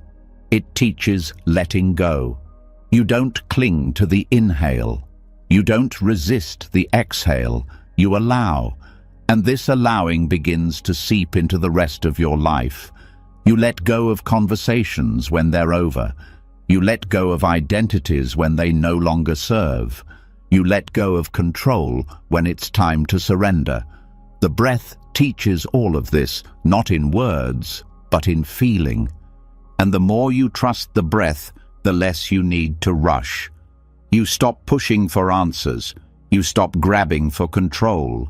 You breathe and let things unfold. Because now you've felt the steadiness underneath it all. You know how to return, even when life is messy, even when emotions are loud, even when the path feels unclear. This returning can become the foundation of everything. You start your day with the breath, not your phone. You meet challenges with the breath, not just opinions. You fall asleep in its rhythm rather than in worry. The breath becomes not just a tool, but a home. A reminder that you belong to this moment, no matter what it holds. And perhaps most quietly, the breath reminds you that nothing is missing.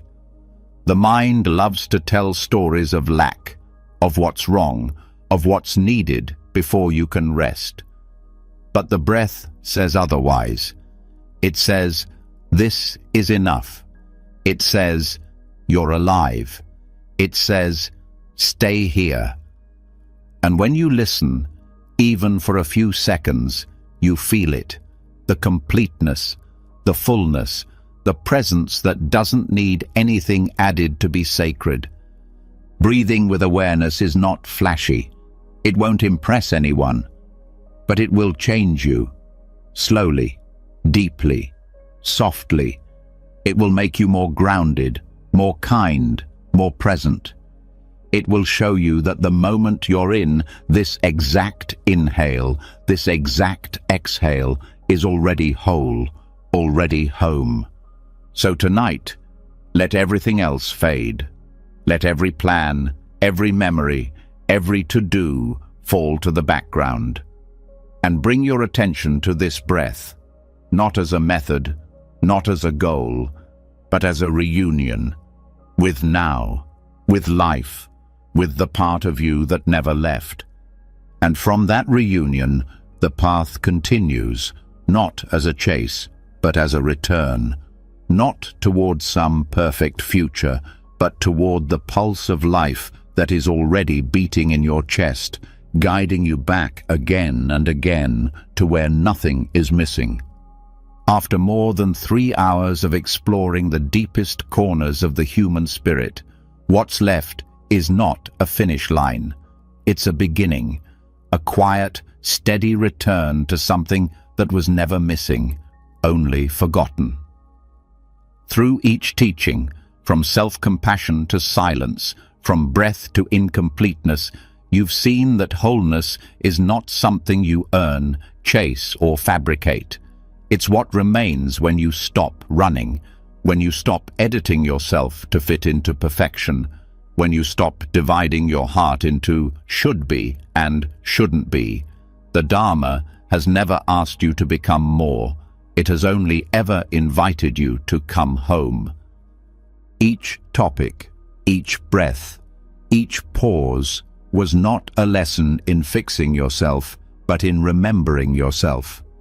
That the broken parts are still sacred, that the pauses are part of the rhythm, that you don't need to be finished to be whole, and that compassion for yourself, for others, is not just a soft virtue, but a doorway through which separation dissolves.